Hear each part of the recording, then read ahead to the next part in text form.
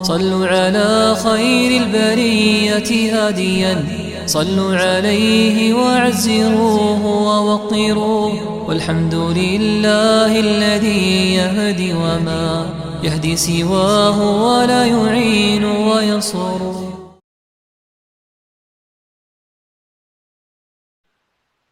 تمام قسم کی تعریفات حمد و ثنا اللہ رب العزت کے لیے لائق و زیبا ہے، جس کے قبض قدرت میں موت و حیات، عزت و ذلت، امیری اور غریبی، بیماری اور تندرستی اور ہر قسم کا نفع و نقصان ہے۔ بے شمار درود و سلام ہو محمد مصطفیٰ صلی اللہ علیہ وآلہ وسلم پر، جس کو تمام جہان کے رب نے تمام جہان والوں کے لیے رحمت الہدایت بنا کر مبعوث فرمایا صلی اللہ علیہ وآلہ وسلم۔ اتنا درود و سلام ہو کہ اللہ رب العالمین ہم تمام لوگوں سے راضی ہو جائے۔ ابھی تک ہم نے آپ صلی اللہ علیہ وسلم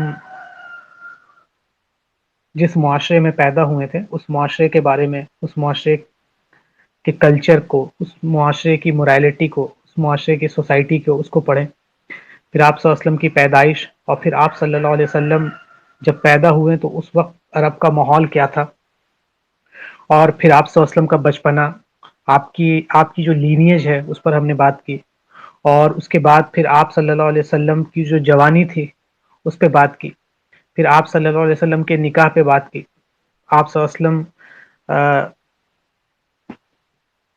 کہ نبوت سے پہلے کچھ امپورٹنٹ انسیڈنٹ ہوئے تھے عرب میں، اس پہ ہم نے بات کی، جس میں ایک ریکنسٹرکشن آف کعبہ تھا، یا بیٹل آف فجار تھا، حلف الفضول تھا۔ اور ابھی ہم جس کڑی پر ہیں، یا کہہ سکتے ہیں کہ سیرت کے اس پورے کڑی میں جس کڑی پر ابھی ہم ہیں، وہ انسانی تاریخ، یہ کہا جائے تو بالکل غلط نہیں ہے کہ انسانی تاریخ کے سب سے موسٹ سگنیفیکنٹ اور موسٹ کریٹیکل پوائنٹ پہ ہم آج کھڑے ہوئے ہیں، یا یہ کہیں کہ اس سیرت میں امپورٹنٹ ٹرن پہ ہم کھڑے ہوئے ہیں، کہ یہاں سے اب اصل میں سیرت پڑھنے کا مقصد شروع ہوتا ہے۔ مطلب پہلے تھا لیکن اب زیادہ امپورٹنٹ ہے، اور اس کی وجہ یہ ہے کہ اب سے جس دور کا شروعات ہو رہا ہے، کہ شروعات ہو رہا ہے نزول آف قرآن یا شریعہ کے نزول کا، تو جس جگہ پہ ابھی ہم بات کر رہے ہیں کہ اب سے جو شروع ہو رہا ہے وہی کا سلسلہ شروع ہو رہا ہے، تو اب سیرت بہت اہم موڑ پہ آ چکا ہے، اور ابھی سے آپ صلی اللہ علیہ وسلم کی نبوی زندگی اب شروع ہوگی۔ ابھی تک آپ صلی اللہ علیہ وسلم کی نبوی زندگی نہیں شروع ہوئی تھی، بلکہ اب نبوی زندگی شروع ہونے جا رہی ہے۔ تو ہم یہ کہتے ہیں کہ ہم سیرت کے اس پارٹ میں، یا ہیومینٹی، انٹائر ہیومینٹی کے لیے ایک امپورٹنٹ موسٹ کریٹیکل ایونٹ پہ، اور اللہ تعالیٰ کا حکمت ہے کہ اللہ تعالیٰ نے اس کو بس ایک رات میں ایسے ہی نہیں کر دیا، بلکہ اسٹیج بائی اسٹیج، ضرورت کے حساب سے، ایک پریکٹیکل پرسپیکٹو میں، کہ جب جیسی ضرورت پڑی انسان کو، جب انسان جس قابل ہوا، اس اعتبار سے اللہ تعالیٰ نے پوری شریعت کو نازل کرایا۔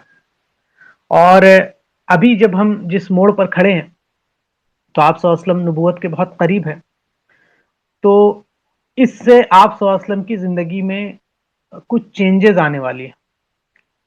مطلب آپ صلی اللہ علیہ وسلم کے زندگی سے، نبوت کے زندگی سے 2-2.5 سال پہلے آپ صلی اللہ علیہ وسلم کی زندگی میں چینجز آنے شروع ہو گئے تھے، اور ان چینجز میں جو سب سے اہم چینجز یہ تھے کہ آپ صلی اللہ علیہ وسلم کو تنہائی پسند ہونے لگی تھی۔ آپ صلی اللہ علیہ وسلم تنہا وقت بتانا پسند کرنے لگے تھے۔ آپ صلی اللہ علیہ وسلم کو تنہائی جو ہے وہ محبوب ہو گئی تھی، اور اس کی وجہ بھی ہے کہ آپ دیکھیں کہ جو انسان روٹین کام کرتا ہے، جس کا ایک روٹین لائف ہوتا ہے، کہ صبح اور شام کے پورے وقت جو ہے وہ فکس ہوتے ہیں، وہ انسان کوئی بڑا کام یا بڑے کام کے لیے غور و فکر کرنا، اس کے پاس وقت بھی نہیں ہوتا ہے، اور اس کے بس کی بھی بات نہیں ہوتی، کیونکہ انسان کا ذہن اتنا زیادہ آکوپائڈ ہو جاتا ہے کہ وہ اس قابل نہیں بچتا ہے کہ وہ کسی بڑے کام کے لیے غور و فکر کر سکے، روٹین لائف میں اگر ایک انسان جی رہا ہوتا ہے تو۔ اور یہاں تو سب سے عظیم کام اللہ رب العزت کو آپ صلی اللہ علیہ وسلم سے لینا تھا، اور وہ نبوت کا ہے، اور آپ صلی اللہ علیہ وسلم ایک عظیم ریولیوشن شروع کرنے والے تھے۔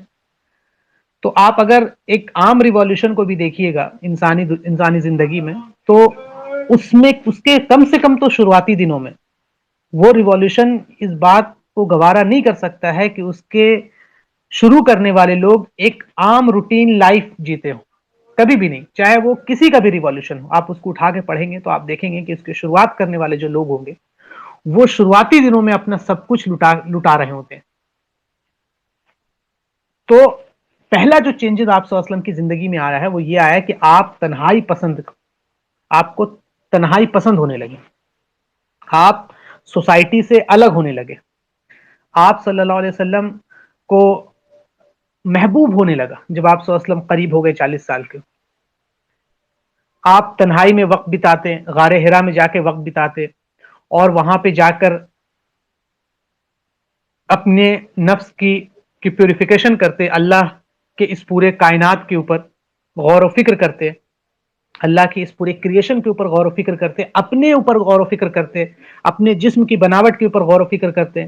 یہ پیڑ اور یہ پہاڑ اور یہ آسمان، یہ چاند اور یہ ستارے، یہ سورج، ان کے اوپر غور و فکر کرتے. اور کئی کئی رات آپ صلی اللہ علیہ وسلم وہیں پہ رہتے ہیں. تو جو پہلی جو چینج آ رہی ہے وہ کیا ہے کہ آپ صلی اللہ علیہ وسلم کو کیا پسند ہو رہی ہے؟ آپ صلی اللہ علیہ وسلم کو تنہائی پسند ہونے لگی ہے. اور یہ بہت اہم ہے ہر اعتبار سے، کہ آپ سمجھے کہ غور و فکر کرنے کا جو نتیجہ ہے یا غور و فکر ہے کہ ایک انسان مجلس میں بیٹھ کے غور و فکر نہیں کر سکتا ہے کہ چائے کی دکان پہ بیٹھے ہیں یا دوستوں کے ساتھ بیٹھے ہیں، وہاں پر آپ بیٹھ کے غور و فکر نہیں کر سکتے. تنہائی میں ہی بیٹھ کے غور و فکر ہو سکتا ہے. آپ کہیں مجلس میں بیٹھے ہیں، کسی ڈسکشن میں بیٹھے ہیں، آپ وہاں پہ بیٹھ کے بہت زیادہ غور و فکر نہیں کر سکتے، آپ بہت زیادہ نہیں سوچ سکتے. تو آپ کو غور و فکر کرنے کے لیے، آپ کو تدبر کرنے کے لیے، آپ کو تفکر کرنے کے لیے، کسی بھی کام کے لیے آپ کو تنہا ہونا ہوگا. تو یہ بہت اہم ایسپیکٹ ہے انسانی زندگی کا کہ انسان جب تنہا ہوتا ہے تو پھر وہ غور و فکر بہت اچھے سے کر پاتا ہے.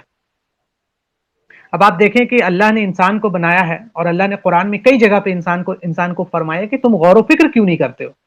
تم یہ آسمان کو کیوں نہیں دیکھتے ہو؟ تم اس کو کیوں نہیں دیکھتے ہو کہ اللہ نے بارش کیسے برسایا ہے، اللہ نے بارش کے ذریعے سے کیسے زمین سے ویجیٹیشن اگا رہا ہے؟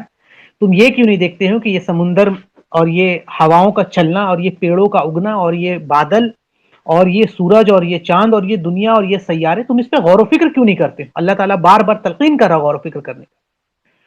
اور اللہ تعالیٰ ویسے انسان کو کے بارے میں، مطلب ویسا انسان جو غور و فکر نہیں کرتا ہے اس کے بارے میں، مطلب اس کو اچھے سے نہیں اللہ نے مینشن کیا ویسے انسان کو، جو انسان غور و فکر نہیں کرتا، یا جو انسان بہت زیادہ سوسائٹی میں انوالو رہتا ہے، جو انسان اپنے ذہن کو بہت آکوپائیڈ کر کے رکھتا ہے اور غور و فکر نہیں کرتا ہے، ویسے انسان کے بارے میں اچھے سے یاد نہیں کیا گیا. اور دیکھیں، انسان ہر چیز کا ایک مقصد ہوتا ہے، تو انسان کے بھی عقل کا ایک مقصد ہے. اللہ نے انسان کو اشرف المخلوقات میں سے رکھا ہے، اور تمام جتنے بھی کریشن ہے، مخلوقات ہیں، اس میں سب سے جو بیسٹ ہے وہ انسان ہے، اور اللہ نے اس کو عقل دیا ہے. عقل مطلب سے مراد ہے کہ جو سب سے ایک انسانی ذہن کی سب سے اہم چیزوں میں سے ہے. تو اس عقل کا کام جو سب سے امپورٹنٹ کام ہے وہ یہ ہے کہ اللہ رب العزت کی معرفت حاصل کی جائے. اس عقل کی بنیاد پر ایک انسان حق کو پہنچے. اللہ تعالیٰ کہتا بھی ہے کہ عقل والے اور غیر عقل والے برابر نہیں ہو سکتے. کیوں؟ کیونکہ عقل والوں کو اللہ نے یہ صلاحیت دی ہے کہ وہ عقل کا استعمال کر کے اپنے رب کی معرفت حاصل کرے، اپنے رب کو پہچانے، اس دنیا پر غور و فکر کرے کہ ایک انسان اس دنیا پر نظر دوڑائے اور دیکھے کیا صحیح ہے کیا غلط ہے، دنیا کیسے چل رہی ہے، دن اور رات کا کیسے تبدیل ہونا ہے.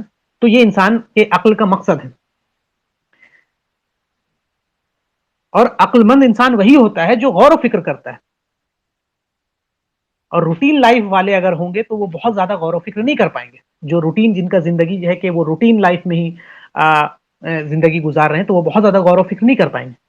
اب ایگزامپل دے رہے ہیں کہ ایک مثال بھی ہے کہ اگر کسی انسان نے مان لے تلوار لایا ہے، تلوار سے اگر وہ پیاز کاٹ رہا ہے، سبزی کاٹ رہا ہے، تو آپ اس پہ بڑا تعجب کریں گے کہ کیسا انسان ہے. تلوار کا تو اپنا ایک کام ہوتا ہے، آپ اس سے یہ کام کر رہے ہیں. جبکہ سبزی کاٹنے کے لیے، پیاز کاٹنے کے لیے آپ کسی اور چیز کا استعمال کر سکتے ہیں، لیکن اس کے عقل پر ہم ترس کھائیں گے. یہ انسان کیسا ہے کہ جس چیز کا جو استعمال ہے اس کو چھوڑ کر وہ کوئی اور استعمال کر رہا ہے. تو انسان کے عقل کا بھی جو سب سے بہترین استعمال ہے، انسان کا عقل، وہ یہ ہے کہ وہ اللہ رب العزت کی معرفت حاصل کرے، اللہ کو پہچانے، اور اس پورے اس پورے کائنات، اس پورے یونیورس کے اوپر غور و فکر کریں. تو جب اللہ رب العزت کا ایک عام انسان سے یہ مطالبہ ہے، ایک عام مسلمان سے یہ مطالبہ ہے، ایک عام ہیومن بینگ سے یہ مطالبہ ہے، تو آپ صلی اللہ علیہ وسلم جو بیسٹ آف بیسٹ کریشن ہے، تمام کریشن میں سب سے بیسٹ ہے، اور عام انسان تو چھوٹے کاموں کے لیے اللہ تعالیٰ یہ کرتا ہے، جبکہ اللہ رب العزت آپ صلی اللہ علیہ وسلم کے اوپر ایک عظیم بھار ڈالنے والے تھے، جو تمام کاموں میں سب سے بڑا کام ہے، اور وہ ہے مطلب رسالت. آپ صلی اللہ علیہ وسلم کو نبی بنا کے بھیجا گیا ہے تمام جہان والوں کے لیے کہ آپ ان تک توحید کی دعوت کو پہنچا دیں. تو آپ صلی اللہ علیہ وسلم کو کتنا زیادہ اللہ رب العزت پھر پریپیئر کر رہا ہوگا. اور یہی پریپریشن کا پہلا پروسیس تھا کہ آپ صلی اللہ علیہ وسلم کو تنہائی پسند ہونے لگی. آپ صلی اللہ علیہ وسلم لوگوں سے، مجلسوں سے، ان سے دور رہنا شروع ہو گئے، اپنے فیملی ممبر سے. اور آپ کئی دنوں جا کے غار حرا پر وہاں جا کر ابراہیم علیہ السلام کے طریقے پر جو غور و فکر ہے اس کو آپ کرتے ہیں. آپ وہاں پر تنہائی اختیار کرتے اور غور و فکر کرتے. آپ وہاں پر سوچتے ہیں، اللہ کے کریشن کے اوپر غور و فکر کرتے ہیں، اور اس سے اللہ کی معرفت حاصل کرتے. آپ صلی اللہ علیہ وسلم پہاڑوں پہ چڑھ جاتے، اور آپ صلی اللہ علیہ وسلم بڑی محنت کر کے، آپ اگر غار حرا گئے ہوں گے یا اپنے غار حرا دیکھا ہوگا تو غار حرا مکہ سے قریب 3 میل کی دوری پر ہے، اور بہت قریب اس کی 1 کلومیٹر کی اونچائی ہے، اور بہت ہی سیدھا پہاڑ ہے، اور اس کو چڑھنے میں قریب 2 سے 2.5 گھنٹہ کے اپروکس مطلب لگتا ہے، اور بہت کٹھن اس کی چڑھائی ہے. اگر آپ ابھی بھی جائیں گے تو وہ تو انہوں نے سیڑھیاں بنا دی ہیں، لیکن بہت کٹھن پڑھائیں. تو آپ صلی اللہ علیہ وسلم رات میں، دن میں، رات کی تنہائی میں، رات کی تاریکی میں، آپ صلی اللہ علیہ وسلم مطلب اپنے آپ پر کتنا زیادہ آپ صلی اللہ علیہ وسلم کٹھنائی میں، مطلب بہت ڈیفیکلٹی میں آپ صلی اللہ علیہ وسلم اوپر چڑھ رہے ہیں، اور وہاں جا کر غار میں جا کر آپ صلی اللہ علیہ وسلم پھر غور و فکر کر رہے ہیں، اللہ کی معرفت حاصل کر رہے ہیں. اور یہ آپ صلی اللہ علیہ وسلم کے لیے خاص نہیں تھا کہ یہ چیز، بلکہ آپ صلی اللہ علیہ وسلم سے پہلے جتنے بھی انبیاء گزرے ہیں وہ تمام کے تمام انبیاء بھی تفکر کر کے اور غور و فکر کر کے توحید کا جو بیسک کانسیپٹ ہے، یا آپ کہہ سکتے ہیں ان تک پہنچے ہیں. آپ ابراہیم علیہ السلام کو دیکھ لیں کہ ابراہیم علیہ السلام اس پورے کائنات پر ہی تو غور و فکر کر کے کہتے ہیں کہ یہ چاند ہو سکتا ہے میرا خدا، یہ سورج ہے. کیوں؟ کیونکہ وہ اس پورے کائنات کے، اور ہر جو رسول گزرے ہیں وہ سب غور و فکر کر کے، اللہ نے ان کو یہ صلاحیت دی کہ اپنے عقل سے غور و فکر کر کے وہ اللہ کی معرفت کے قریب تر پہنچتے ہیں، اور پھر وہی کے ذریعے اس پر حقیقی جو ہوتا ہے کہ ایک مہر لگ جاتا ہے. تو یہ آپ صلی اللہ علیہ وسلم کے لیے خاص نہیں ہے، بلکہ غور و فکر سے اور اپنے عقل، اپنے کامن سینس کا استعمال کر کے، اور ایک طرح سے آپ سمجھ لیں کہ اپنے آس پاس کی چیزوں پر غور و فکر کر کے ایک مقام تک پہنچتے ہیں رسول، جتنے بھی پروفٹ گزرے. تو یہ غور و فکر کا ایک آپ کہہ سکتے ہیں کہ امپورٹنس ہے. اس کے تعلق سے غور و فکر کے تعلق سے ہے کہ ایک بات ہے کہ اللہ تعالیٰ نے بعثت سے تھوڑے پہلے جو تنہائی پسند تھی آپ صلی اللہ علیہ وسلم کی، اس کی محبت آپ صلی اللہ علیہ وسلم کے دل میں ڈال دی. اس پورے انسیڈنٹ میں، یا اس پورے واقعے میں، یا یہ جو کام ہے، اس میں عام مسلمان کے لیے عام طور پر، اور دعوت اسلامی کا کام کرنے والوں، مطلب جو عام مسلمان ہیں ان پہ، اور جو دعوت اسلامی کا کام کرتے ہیں ان کے لیے خاص طور پر ہدایت اور رہنمائی موجود ہے کہ کوئی بھی مسلمان جو ہر قسم کی عبادت کو قائم کر کے اپنے آپ، مطلب کوئی بھی مسلمان ہے جو اپنے کسی بھی ہر طرح کی عبادت کو قائم کر کے اور اپنے آپ کو ان کے فضائل کے زیور سے مطلب ایک ہوتا سجاتا ہے، اس وقت تک اس کا اسلام پر عمل مکمل نہیں ہو سکتا ہے جب تک کہ وہ اس میں تنہائی اور تنہائی پسندی کی چاشنی کو نہ ڈال لے. مطلب آپ کی تمام عبادات وہ مقام تب تک نہیں حاصل کر سکتے ہیں جب تک کہ آپ اس میں تنہائی پسندی کو نہ ڈال دیں. کیونکہ تنہائی میں انسان جب تنہا ہوتا ہے، جب انسان اکیلا ہوتا ہے، تو اس میں انسان اپنا نفس کا محاسبہ کرتا ہے، اور وہ تمام دنیا کی طرف سے اپنی نظروں کو ہٹا کے، اپنی سوچ و فکر کو ہٹا کے اللہ تعالیٰ کی طرف پوری طرح سے متوجہ ہوتا ہے، اور پھر وہ اپنا مراقبہ کرتا ہے، اور وہ اس کائنات کے اوپر غور و فکر کرتا ہے. اور اس پورے کام کرنے سے انسان کے دل میں اللہ کی جو عظمت ہے وہ بیٹھ جاتی ہے۔ اسی لیے ہر مومن کے لیے، ہر مومن مسلمان کے لیے یہ نہایت اہم کام ہے کہ وہ غور و فکر کرے، وہ تدبر کرے، وہ تفکر کرے، وہ اللہ کے کریشن پر سوچے، اللہ کے گریٹنس کے اوپر سوچے، اپنا وقت نکالے تنہائی میں اور اپنے نفس کا محاسبہ کرے۔ لیکن وہ لوگ جو دعوت اسلامی کا کام کرتے ہیں، مطلب جو لوگ اللہ کے دین کے داعی ہیں اور جو لوگوں کو اللہ کے دین کی طرف بلاتے ہیں، ان لوگوں کے لیے تو خاص ضروری ہے کہ وہ تنہائی اختیار کیا کریں، اور ان کے لیے انتہائی اہم اور ضروری ہے، اتنا ضروری ہے کہ کوئی اس کا اندازہ نہیں کر سکتا۔ اور یہ جو تنہائی پسندی ہے، جب ایک انسان تنہا ہوتا ہے، خلوت نشینی اختیار کرتا ہے، تو اس میں حکمت یہ ہے کہ ہر انسان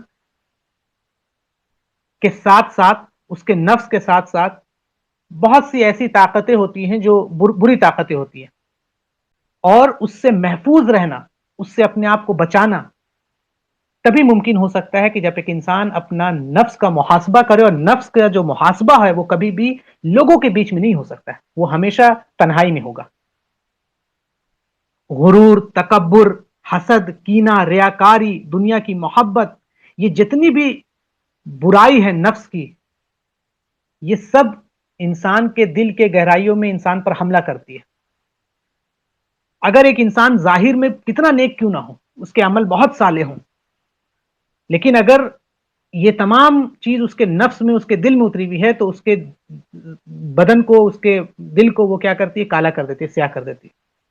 چاہے انسان ظاہری عمل کرتا ہے، دعوت کا کام کرتا ہے، واعظ و نصیحت کا بھی کام کرتا ہے، لیکن نفس کی ان جتنی بھی آفت ہے، اس کا چھٹکارا تبھی ممکن ہے کہ جب وہ انسان خلوت اختیار کرے، جب وہ انسان غور و فکر کرے، جب وہ انسان تنہائی میں اللہ کے سامنے بیٹھ کر اپنے آپ پر غور کرے، جب وہ انسان اللہ کے اس پورے کریشن کے اوپر غور کرے، تبھی ممکن ہے۔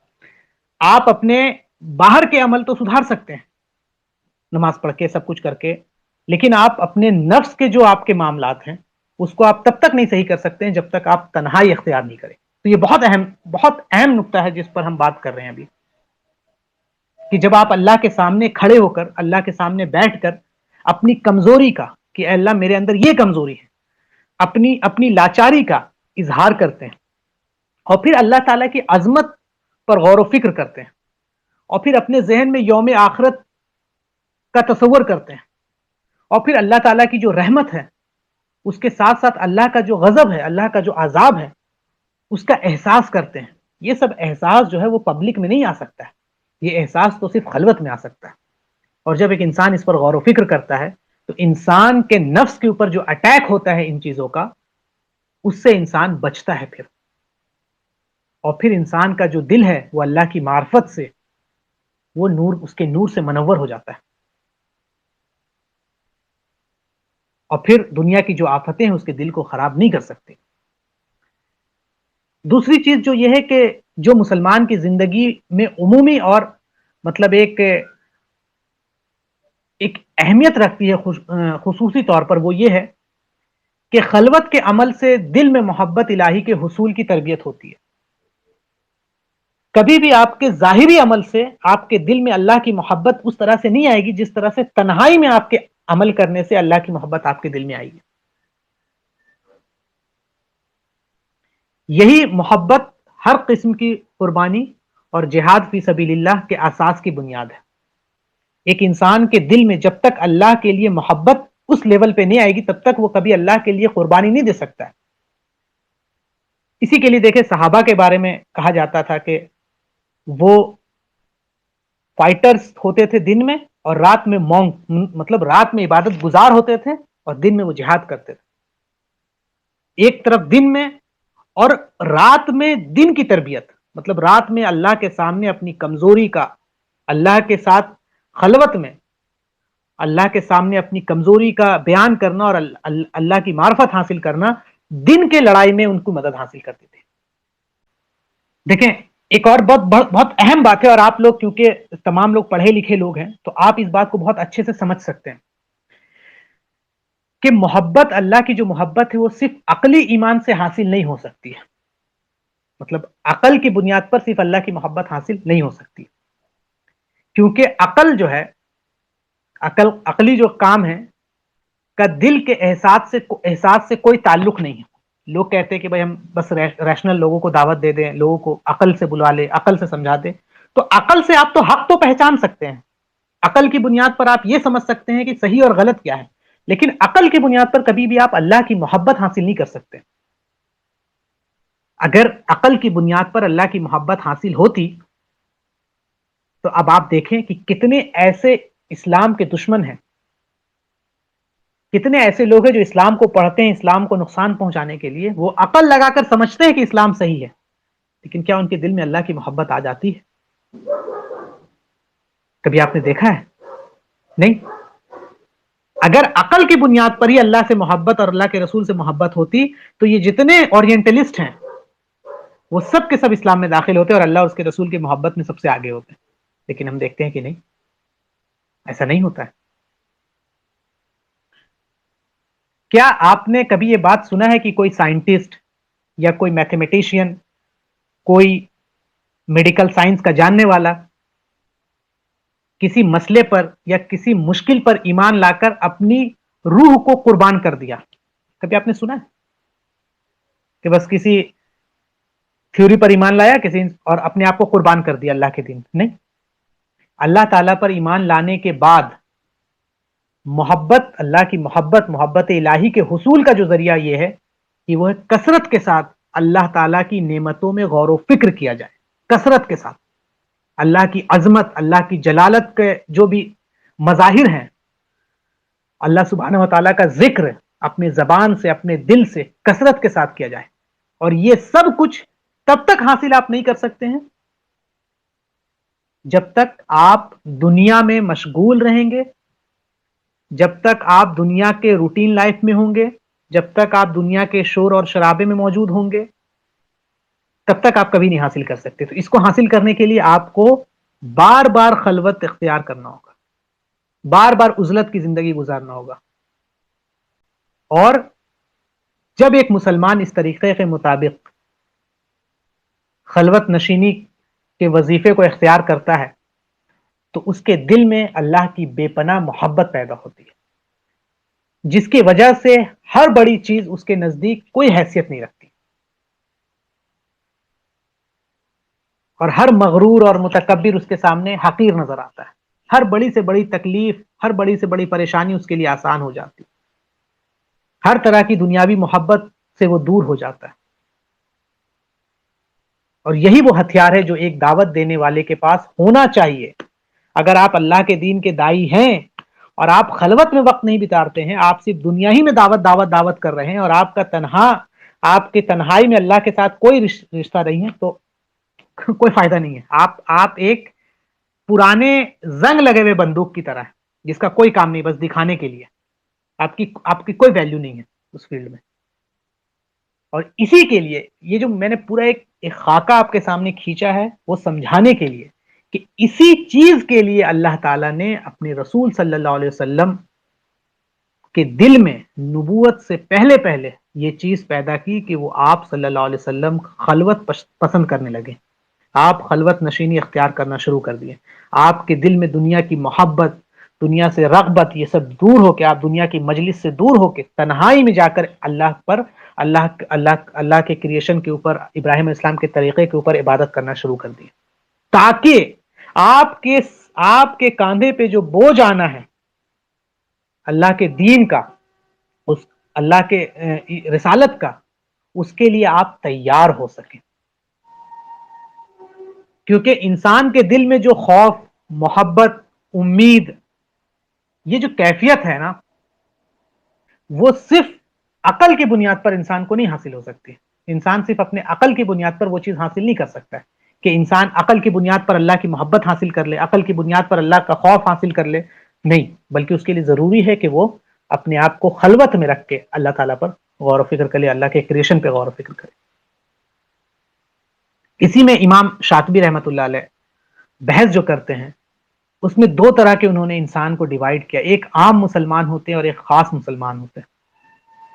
عام مسلمان کا حال انہوں نے بتایا ہے کہ جو محض اسلام کے عہد و پیمان اور ایمان کے دائرے میں رہنے کے حکم پر عمل کرتا ہے، کہ بس اسلام میں جو جو فرض ہے، جو جو سنت ہے اس کو ادا کر دیتے ہیں اور اس پر عمل کر کے رہتے ہیں. اور دوسرے قسم کا حال یہ ہے کہ جو اللہ کے خوف، اللہ سے امید، اللہ کے محبت کے غلبے کی وجہ سے عمل کرتا ہے. وہ نماز پڑھتا ہے کہ اللہ کا دیدار ہو، وہ اس بات کے لیے عمل کرتا ہے کہ کل آخرت میں اللہ سے ملاقات ہو، اللہ کا خوف، اللہ کی محبت. اور اللہ کی محبت اس کو وہ کام کرنے پر آمادہ کرتی ہے. کچھ لوگ نماز بس پڑھتے ہیں ایز اے روٹین لائف کے لیے کہ بس پڑھ لیے، اور کچھ لوگ اللہ سے ملاقات کے لیے نماز پڑھتے ہیں. کچھ لوگ گناہ سے بس رک جاتے ہیں، لیکن کچھ لوگ اللہ کے خوف سے رک جاتے ہیں. تو دو طرح کے انہوں نے کیٹیگرائز کیے.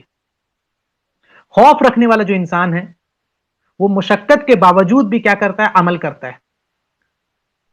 لیکن جو خوف ہے وہ زیادہ تکلیف دہ چیز کو کم تکلیف دہ چیز پر صبر پر آمادہ کرتی ہے. امید رکھنے والا بھی مشقت ہے، اس کو پریشانی، لیکن اس کے باوجود بھی وہ عمل کرتا ہے.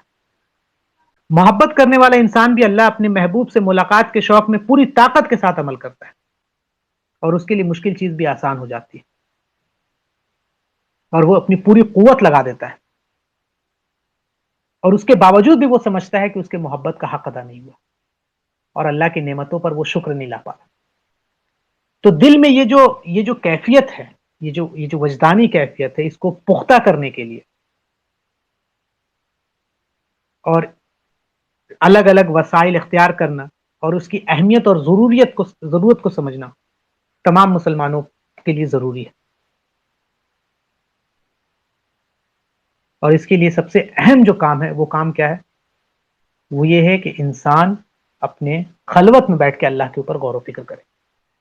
اور اللہ آپ صلی اللہ علیہ وسلم کے بعثت سے کچھ عرصے قبل آپ کا یہ خلوت گزارنا، خلوت اختیار کرنا، یہ تیاری کے لیے آپ صلی اللہ علیہ وسلم کو اللہ تعالیٰ آپ کو اس کام کے لیے پختگی کے لیے آپ کے لیے ایک پریکٹس تھا. اللہ کی طرف سے اللہ آپ کو پریکٹس کروا رہا تھا. لیکن کچھ لوگ خلوت کا ایک غلط معنی بھی لے لیتے ہیں کہ انسان کلی طور پر دنیا کو چھوڑ دے اور جا کے پہاڑ میں اور غار میں اور خانقاہوں میں کلی طور پر بیٹھ جائے اور وہیں رہے اور اللہ اللہ وہیں کرے اور دنیا سے وہ الگ ہو جائے. نہیں، یہ چیز نہیں ہے، یہ غلط طریقہ ہے، اور یہ آپ صلی اللہ علیہ وسلم اور صحابہ کے طریقے کے خلاف ہے. بلکہ خلوت انسان اختیار کرتا ہے دوا کے لیے. خلوت جو ہے وہ ایک دوا کی طرح کام کرتا ہے. جیسے ہم نے ابھی پورا پیچھے کا پورا ہم نے جو بات کیا ہے کہ خلوت کیا ہے؟ بقدر ضرورت ہے، اور وقت ضرورت کے وقت ہی لینا ہے. اب کوئی انسان جہاد کا وقت آ گیا، نماز کا وقت آ گیا، کہہ رہا کہ نہیں میں خلوت میں جا رہا ہوں. حج کا وقت آ گیا، نہیں میں خلوت میں جا رہا ہوں. بیوی کے حق ادا کرنے کا وقت آ گیا، نہیں میں خلوت میں جا رہا ہوں. نہیں، یہ غلط طریقہ ہے. تو ہم بیچ کا راہ اختیار کرتے ہیں. خلوت بحیثیت ضرورت یہ ایک ایز اے دوا کے طور پہ استعمال ہوتا ہے. تو اب یہ پوری جو بات تھی، اس کو سمجھانے کا جو مقصد تھا وہ یہ تھا کہ اللہ رب العزت آپ صلی اللہ علیہ وسلم کو تیار کر رہا تھا. کس چیز کے لیے؟ اس رسالت کے عظیم بھار کے لیے. اور اس میں سب سے پہلی جو چینج آئی ہے آپ کی زندگی میں وہ آئی ہے، آپ خلوت پسند ہو گئے، آپ تنہا رہنا پسند کرنے لگے، آپ غار حرا میں جا کر اللہ کی عبادت کرنے لگے. کیوں؟ تو یہ 33 یا 30 منٹ کا پورا جو لیکچر ہے وہ پورا ہم نے اسی بات پر باندھا کہ کیوں خلوت اہم ہے، کیوں خلوت ضروری ہے، کیوں خلوت کتنا امپورٹنٹ کیوں ہے، خلوت کے کیا فائدے ہیں. اسی لیے آپ صلی اللہ علیہ وسلم ہر رمضان میں اعتکاف کرتے تھے، اور ہر مسلمان کو اعتکاف کرنا چاہیے، چاہے وہ حکمران ہو یا سیاستدان ہو، عالم ہو یا تاجر ہو، تاکہ اس کا جو دل ہے وہ پاک اور صاف ہو جائے. اور جو دل اور دماغ میں گندگی بیٹھ جاتی ہے، دنیا کی محبت، کبر اور جلن، حسد، یہ سب دور ہو جائے. اب آپ دیکھیں نا، آپ اگر تنہائی میں رات کے وقت نماز پڑھنے کے لیے اٹھ رہے ہیں تہجد میں، تو کون دیکھ رہا ہے آپ کو؟ کوئی دیکھ رہا ہے؟ تو آپ کس کو دکھانے کے لیے کریں؟ تو آپ کے دل میں آٹومیٹیکلی ریاکاری کے خلاف کام شروع ہو جائے گا. آپ کا دل ریاکاری کے خلاف کام کرے گا. کیوں؟ کیونکہ آپ تنہائی میں نماز پڑھ رہے ہیں اور کوئی آپ کو دیکھنے والا نہیں ہے، تو آپ دکھائیے گا کس کو؟ تو آپ کے دل میں دکھاوا آئے گا ہی نہیں. تو تہجد میں جب آپ اٹھ رہے ہیں تو کیا ہے کہ آپ اپنے دل کو خلوت میں اللہ سے جوڑ رہے ہیں، اور ساتھ ساتھ نفسیاتی جتنی بھی بیماریاں ہیں اس سے اپنے دل کو پاک کر رہے ہیں. تو اعتکاف بھی اسی لیے ضروری ہے کہ ایک انسان رمضان کے حالت میں تمام دنیا کے کاموں سے دور ہو کر اللہ اللہ کرے. 10 دن کا ہے تاکہ جتنے بھی بیماری ہو چکے ہیں اس کے دل اور دماغ میں وہ اس سے کیا ہو جائے, وہ پاک ہو جائے. پھر جو دعوت کا کام کرتے ہیں سوسائٹی پہ بھی غور و فکر کرنا چاہیے. ایک انسان کو سوسائٹی کی اچھائیاں, سوسائٹی کی خرابیاں, اس پہ بھی غور. آپ صلی اللہ علیہ وسلم جا کے وہاں پر مکہ کے سوسائٹی کے پہ غور فکر کرتے تھے. سوسائٹی میں کیا کیا خرابی ہیں, کیا کیا اچھائی ہیں, کون کیسا ہے, اس پہ بھی غور و فکر کرنا. پھر انسان اپنے اوپر غور و فکر کرے, اپنا ایک محاسبہ کرے کہ میں کتنا اچھا ہوں, میں کتنا برا ہوں, مجھے کس فیلڈ میں اپنے میں اوپر محنت کرنی. یہ سب تبھی ممکن ہے, ایک انسان کا جو کیریکٹر بلڈ اپ تبھی ہو سکتا ہے جب وہ خلوت میں رہے. اور یہ تو عام لوگوں کے لیے. اور جو تحریک کھڑا کرنے والے ہیں, جو لوگ آج تحریک اللہ کے دین کا, میں ایک بات بڑی بڑی اہم بات کہنے جا رہا ہوں اور کئی لوگوں کو یہ بات مجھے لگتا ہے کہ بری لگے, لیکن پھر بھی میں کہوں گا, اور وہ یہ ہے کہ پارٹ ٹائمرز کبھی بھی اسلام کو غالب نہیں کر سکتے. جیسے ہم لوگ سب ہیں, ہم لوگ سب پارٹ ٹائمرز ہیں کہ اپنے زندگی کا 1-2 گھنٹہ نکال کر اپنی جاب سے, یا 1-2 دن نکال کر, پارٹ ٹائمرز کبھی بھی اسلام کو غالب نہیں کر سکتے. اللہ کے دین کے غلبہ کے لیے ضروری ہے فل ٹائمرز. یہ بات اہم ہے, اس میں آپ لوگ کئی لوگ اختلاف کر سکتے ہیں, لیکن یہ بات اہم ہے. ہر تحریک شروعاتی دور میں, کم سے کم شروعاتی دور میں, جب تک وہ تحریک کھڑی نہیں ہو رہی ہے, ایک بار کھڑی ہو گئی تو پھر آدمی روٹین لائف جی سکتا ہے, لیکن شروعاتی دور میں وہ تحریک افورڈ نہیں کر سکتی کہ اس کے شروع کرنے والے لوگ یا اس کے جو کارکن ہوں وہ پارٹ ٹائمرز ہوں, اور وہ کیا ہوں, وہ روٹین لائف گزارتے ہیں. اٹس امپاسبل, کبھی بھی نہیں ہو سکتا. آپ صلی اللہ علیہ وسلم کا معاملہ کہ آپ نبوت کے بعد بھی اپنے رات کا ایک حصہ باقی رکھتے تھے تنہائی کے لیے. آپ رات کا ایک حصہ اللہ رب العزت کو یاد کرتے تھے, ہمیشہ آپ کی زندگی کا یہ معمول تھا. تو یہ پہلا چینج ہے جو آپ صلی اللہ علیہ وسلم کی زندگی میں آیا ہے. اب آپ دیکھیں گے کہ جو مجاہدین بھی ہوتے ہیں, جو اللہ کے دین کے لیے لڑ رہے ہوتے ہیں, وہ بھی ان کے جب آپ عمل کو دیکھیں گے تو وہ بھی تنہا ہی ہوتے ہیں. وہ بھی میدان جہاد میں تنہا ہی ہوتے ہیں, وہ بھی خلوت میں ہی رہتے ہیں. رباط میں, وہ رباط پہ کھڑے ہیں, اسی لیے رباط پہ کھڑے رہنے والے کے لیے اللہ تعالیٰ فرماتا ہے کہ 2 طرح کی جو آنکھ ہے اس کو جہنم کی آنکھ کبھی نہیں چھوئے گی. ایک جو اللہ کی یاد میں جو آنکھ روتا ہے, اور دوسری آنکھ وہ ہے جو رباط پر کھڑے ہو کے اللہ کے مطلب اسلامی ملک کے جو حدود ہے اس کی حفاظت کرتے ہیں. تو وہاں پہ بھی خلوت ہے, وہاں پہ بھی انسان تنہا ہی ہوتا, کوئی نہیں ہوتا. وہاں تھوڑی مجلس بیٹھتی ہے کہ چائے کے ساتھ سب دوست بیٹھے ہیں اور گپے لڑائے جا رہے, نہیں. اور جب تک ایک انسان خلوت پسند نہیں ہوگا, وہ کبھی بھی ایمان کی حلاوت کو, ایمان کی چاشنی کو, ایمان کو اس طریقے سے نہیں پا سکے گا, اللہ کی محبت کو اس طریقے سے نہیں پا سکے گا, اللہ اور اس کے رسول کی محبت کو اس طریقے سے نہیں پا سکے گا, یا انسان خود کو بھی نہیں پا سکے گا. انسان کو اگر خود کو بھی پانا ہے تو وہ خلوت اختیار ہے. تو یہ ہمارا پہلا پارٹ ہے, وہ اب ختم ہونے کو ہے. لیکن ایک اس میں 2 بات اور بچ گئی ہے. ایک ہے کہ اویس القرنی, جن کے بارے میں ہم سب جانتے ہیں, یہ تابعی تھے اور بہت فیمس تابعی ہیں. آپ صلی اللہ علیہ وسلم سے ملاقات نہیں کر پائے تھے, اس کی وجہ رہی تھی, اپنے پیرنٹس کو دیکھ بھال کر رہے تھے. تو آپ صلی اللہ علیہ وسلم نے ان کی تعریف بھی کی ہے. اور تو ایک آدمی ان کے پاس آتا ہے وقت بتانے کے لیے, کیوں؟ کیونکہ وہ بور ہو رہا ہوتا اکیلے. تو اویس القرنی بہت تعجب کرتے ہیں کہ کیسا آدمی, کیسے انسان ہو تم تنہا ہو کے اللہ سے تمہاری جو ملاقات ہے اس میں تو تم اللہ کو یاد کر سکتے, تم بور ہو رہے ہو. اور آج ہمارا معاملہ دیکھ لیجئے کہ اسلامی لیکچر ہوتا ہے 40 منٹ کا, 50 منٹ کا, ہم ترنت بور ہو جاتے ہیں. ریلیجیس میٹر میں ہم 10 منٹ میں بور ہو جاتے ہیں. لیکن آپ مووی دیکھنے چلے جائیے, 3 گھنٹے کے مووی میں بھی ہم فریش رہتے ہیں, اور 3 گھنٹے کے مووی کے بعد ہم پوسٹ کریڈٹ سین کے لیے بھی انتظار کرتے ہیں. اور اس سے باہر نکلنے کے بعد ہم اسی فریشنس کے ساتھ پھر اس مووی پہ ڈسکشن بھی کرتے ہیں. 3 گھنٹے کا کرکٹ میچ بھی دیکھتے ہیں, اور اس کے بعد 3-4 گھنٹے ہم اس کرکٹ میچ پہ ڈسکشن کرتے ہیں کہ کس نے کیسا کھیلا, کس کو کیسا نہیں کھیلنا چاہیے تھا. اس طرح کی انرجی. لیکن ہم کسی درس میں جاتے ہیں, درس قرآن کے درس میں جاتے ہیں, حدیث کے درس میں جاتے ہیں, جمعہ کے خطبے میں جاتے ہیں, 40-30 منٹ میں ہمارے اندر ایک اکتاہٹ پیدا ہونی شروع ہو جاتی ہے. یہ اس وجہ سے ہے کیونکہ ہم میں کا ہر کوئی مطلب تنہا رہنا چھوڑ دیا ہے. ہم نے اپنے آپ کو اتنا زیادہ انوالو کر لیا ہے سوسائٹی میں، اور اسی وجہ سے کہ ہم دین کے کام میں ترنت تھک جاتے ہیں، ترنت ہم پریشان ہو جاتے ہیں، بہت اکتاہٹ ہمارے اندر پیدا ہو جاتی ہے، ہم نیند آنی شروع ہو جاتی ہے، بور ہونے لگتے ہیں. کیوں؟ کیونکہ ہمارا دل جو ہے وہ بیمار ہے. تو اس لیے عہد کریں کہ ہم میں کا ہر کوئی وقت نکال کے کم سے کم، اگر آپ سوشل میڈیا پہ بہت ایکٹیو ہے تو ہفتے میں کم سے کم 4 سے 5 دن یا ایک ہفتہ تمام سوشل میڈیا کو بند کر کے تنہائی میں وقت گزارے. اللہ نے اگر آپ کو صلاحیت دی ہے تو آپ اپنے کام سے چھٹی لے کر نیچرل پلیسز میں جا کے، ماؤنٹین ایریا میں جا کے، سمندر کے علاقے میں جا کر وہاں جا کے اپنا وقت بتائیں. گھومنے کے ارادے سے نہیں، گھومیے، اس کے بھی فائدے ہیں، لیکن ساتھ ساتھ اس لیے کہ میں جا کر وہاں پر اللہ کے کریشن کے اوپر غور و فکر کروں گا کہ اللہ نے یہ پہاڑ کیسے بنا دی، اور یہ پہاڑ کی خوبصورتی، اور یہ چاند کی خوبصورتی، اور یہ سمندر کی خوبصورتی. اس سے کیا ہوگا کہ آپ کا دل پاک ہوگا. پھر اس پاک دل کے ساتھ پھر دنیا میں آئیے، اور پھر دنیا جب لگنے لگے دل کرپٹ ہو رہا ہے، پھر واپس جائیے، پھر آئیے، پھر واپس جائیے. تو یہ طریقہ ہے. اب آخری بات جو اس پورے مطلب پوائنٹ میں وہ یہ ہے کہ عبادت کے جو ٹائپس ہیں، ہم نے دیکھا کہ آپ صلی اللہ علیہ وسلم، چونکہ ابھی قرآن نازل نہیں ہو رہا ہے اور آپ کو اور obviously اس وقت نہیں معلوم ہے کہ نماز کا طریقہ کیا ہے، تو آپ صلی اللہ علیہ وسلم جو عبادت کرتے تھے وہ ابراہیم علیہ السلام کی طریقے پہ کرتے تھے. جیسا تو عبادت کا جو ٹائپ ہے اس کے تعلق سے امام ابن حجر اسقلانی اپنی کتاب فتح الباری میں لکھتے ہیں کہ دیر آر 3 ٹائپس آف عبادہ. انہوں نے مینشن کیا ہے.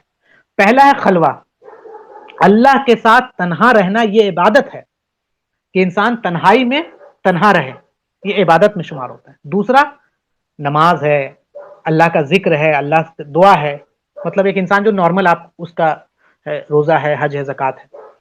تیسرا اللہ تعالیٰ کے گھر کو دیکھنا، مطلب کعبہ کو دیکھنا، یہ عبادت میں شمار ہوتا ہے. اور علماء جو ہے اس میں 2-3 اور چیز ایڈ کرتے ہیں. اس میں ایک ہے تفکر، اللہ کے گریٹنس کے بارے میں غور و فکر کرنا کہ اللہ کتنا بڑا ہے، اللہ رحمان ہے. پھر غور و فکر کرنا کہ دیکھو ماں کتنی رحمان ہے، ماں اپنے بچے کے لیے کتنی تڑپتی. تو سوچو اللہ رب العزت جو اس ماں کو بنانے والا وہ کتنا رحمان ہوگا. تو اللہ کے گریٹنس کے اوپر، اللہ عزیز ہے، اللہ عظیم ہے، اللہ عادل ہے، اللہ کی ان تمام صفات کے اوپر غور و فکر کرنا بیٹھ کر. اور دوسرا تدبر، پھر اللہ کے کریشن کے اوپر غور و فکر کرنا ہے. یہ پہاڑ، اور یہ ہم ابھی ایک امیج وائرل ہوا تھا، ناسا نے کیا تھا، تو ہر آدمی اس کے خوبصورتی پر مزہ لے رہا تھا، لیکن ایک مسلمان اس کے اللہ کے گریٹنس پہ مزہ لے کہ اللہ نے کیا زبردست کائنات بنایا اور کیا خوبصورت ہے، اور کتنا بڑا عظیم ہے اللہ، اور اس کی کائنات کتنی عظیم ہے. تو جب اس کی کائنات اتنی عظیم ہے تو اللہ کتنا عظیم ہو سکتا ہے. تو اس طرح سے اللہ کے کریشن کے اوپر غور و فکر کر. تو یہ ٹائپس آف عبادہ ہے. اب یہ تو پہلا پریپریشن ہو گیا، اور وہ پریپریشن کیا تھا کہ اللہ رب العزت آپ کو تیار کر رہا تھا، اور اس کا پہلا پوائنٹ تھا تنہائی اختیار کرنا. آپ تنہائی پسند ہو گئے تھے، آپ خلوت پسند ہو گئے تھے. دوسرا جو تھا وہ یہ کہ ایک روایت ہے اور وہ صحیح ہے، مرفوع ہے، اور وہ کہ آپ صلی اللہ علیہ وسلم فرماتے ہیں کہ ایک پتھر تھا جو مجھے سلام کرتا تھا. ایک پتھر جو ہے مجھے سلام کرتا تھا، اور یہ صحیح روایت ہے، اور میں ابھی بھی جانتا ہوں وہ پتھر، اور نبوت سے پہلے وہ مجھے سلام کرتا تھا. تو یہ کہ آپ صلی اللہ علیہ وسلم کو تیار کیا جا رہا ہے کہ آپ کو عجیب نہ لگے. اب دیکھیں ہمارے لیے نہ پتھر کا بولنا عجیب ہے، لیکن اللہ رب العزت تو ہر چیز پر قادر ہے. تو اللہ تو کسی کو بلوانے کے لیے کوئی میڈیم کی ضرورت نہیں تھی. ہمیں ضرورت ہوتی ہے کہ ہم بولیں تو دوسرے انسان کو سننے کے لیے ہوا ایز اے میڈیم کی ضرورت ہوتی ہے. ہمارے لیے ضروری ہوتی ہے کان ہو، ہمارے لیے ضروری ہے کہ زبان ہو، ہمارے آنکھ کے دیکھنے کے لیے ضروری ہے کہ لائٹ ہو. لیکن اللہ رب العزت کو اس چیز کی ضرورت نہیں ہوتی. اللہ جو چاہتا ہے کر لے. اللہ کو ضروری نہیں، اللہ اگر پتھر سے بلوانا چاہے تو اس کو کوئی بغیر میڈیم کے بلوا دے گا. تو اللہ کے رسول صلی اللہ علیہ وسلم کہتے ہیں کہ مجھے معلوم تھا کہ ایک پتھر نبوت سے پہلے مجھے سلام کرتا تھا. تو یہ اس لیے کہ آپ صلی اللہ علیہ وسلم کو تیار کیا جا رہا سپر نیچرل چیزوں کے لیے، کہ آپ اگر ڈائریکٹ کسی فرشتے کو دیکھ لیں اور آپ نے کبھی نہیں دیکھا ہے تو آپ گھبرا نہ جائیں، آپ پریشان نہ ہو جائیں، کوئی یونیک نہ لگے. تو آپ صلی اللہ علیہ وسلم کو اس طرح کے سپر نیچرل چیزوں کے ذریعے سے اللہ رب العزت کیا کر رہا ہے؟ آپ کو تیار کر رہا ہے. آپ کے دل کو، آپ کے قلب کو اس وحی کے لیے تیار کیا جا رہا ہے. پھر ایک اور ہے کہ حضرت خدیجہ فرماتی ہے کہ آپ صلی اللہ علیہ وسلم جب بزنس ٹرپ سے واپس آ رہے تھے تو آپ کے آس پاس انہوں نے ملائکہ دیکھا تھا، فرشتہ دیکھا تھا.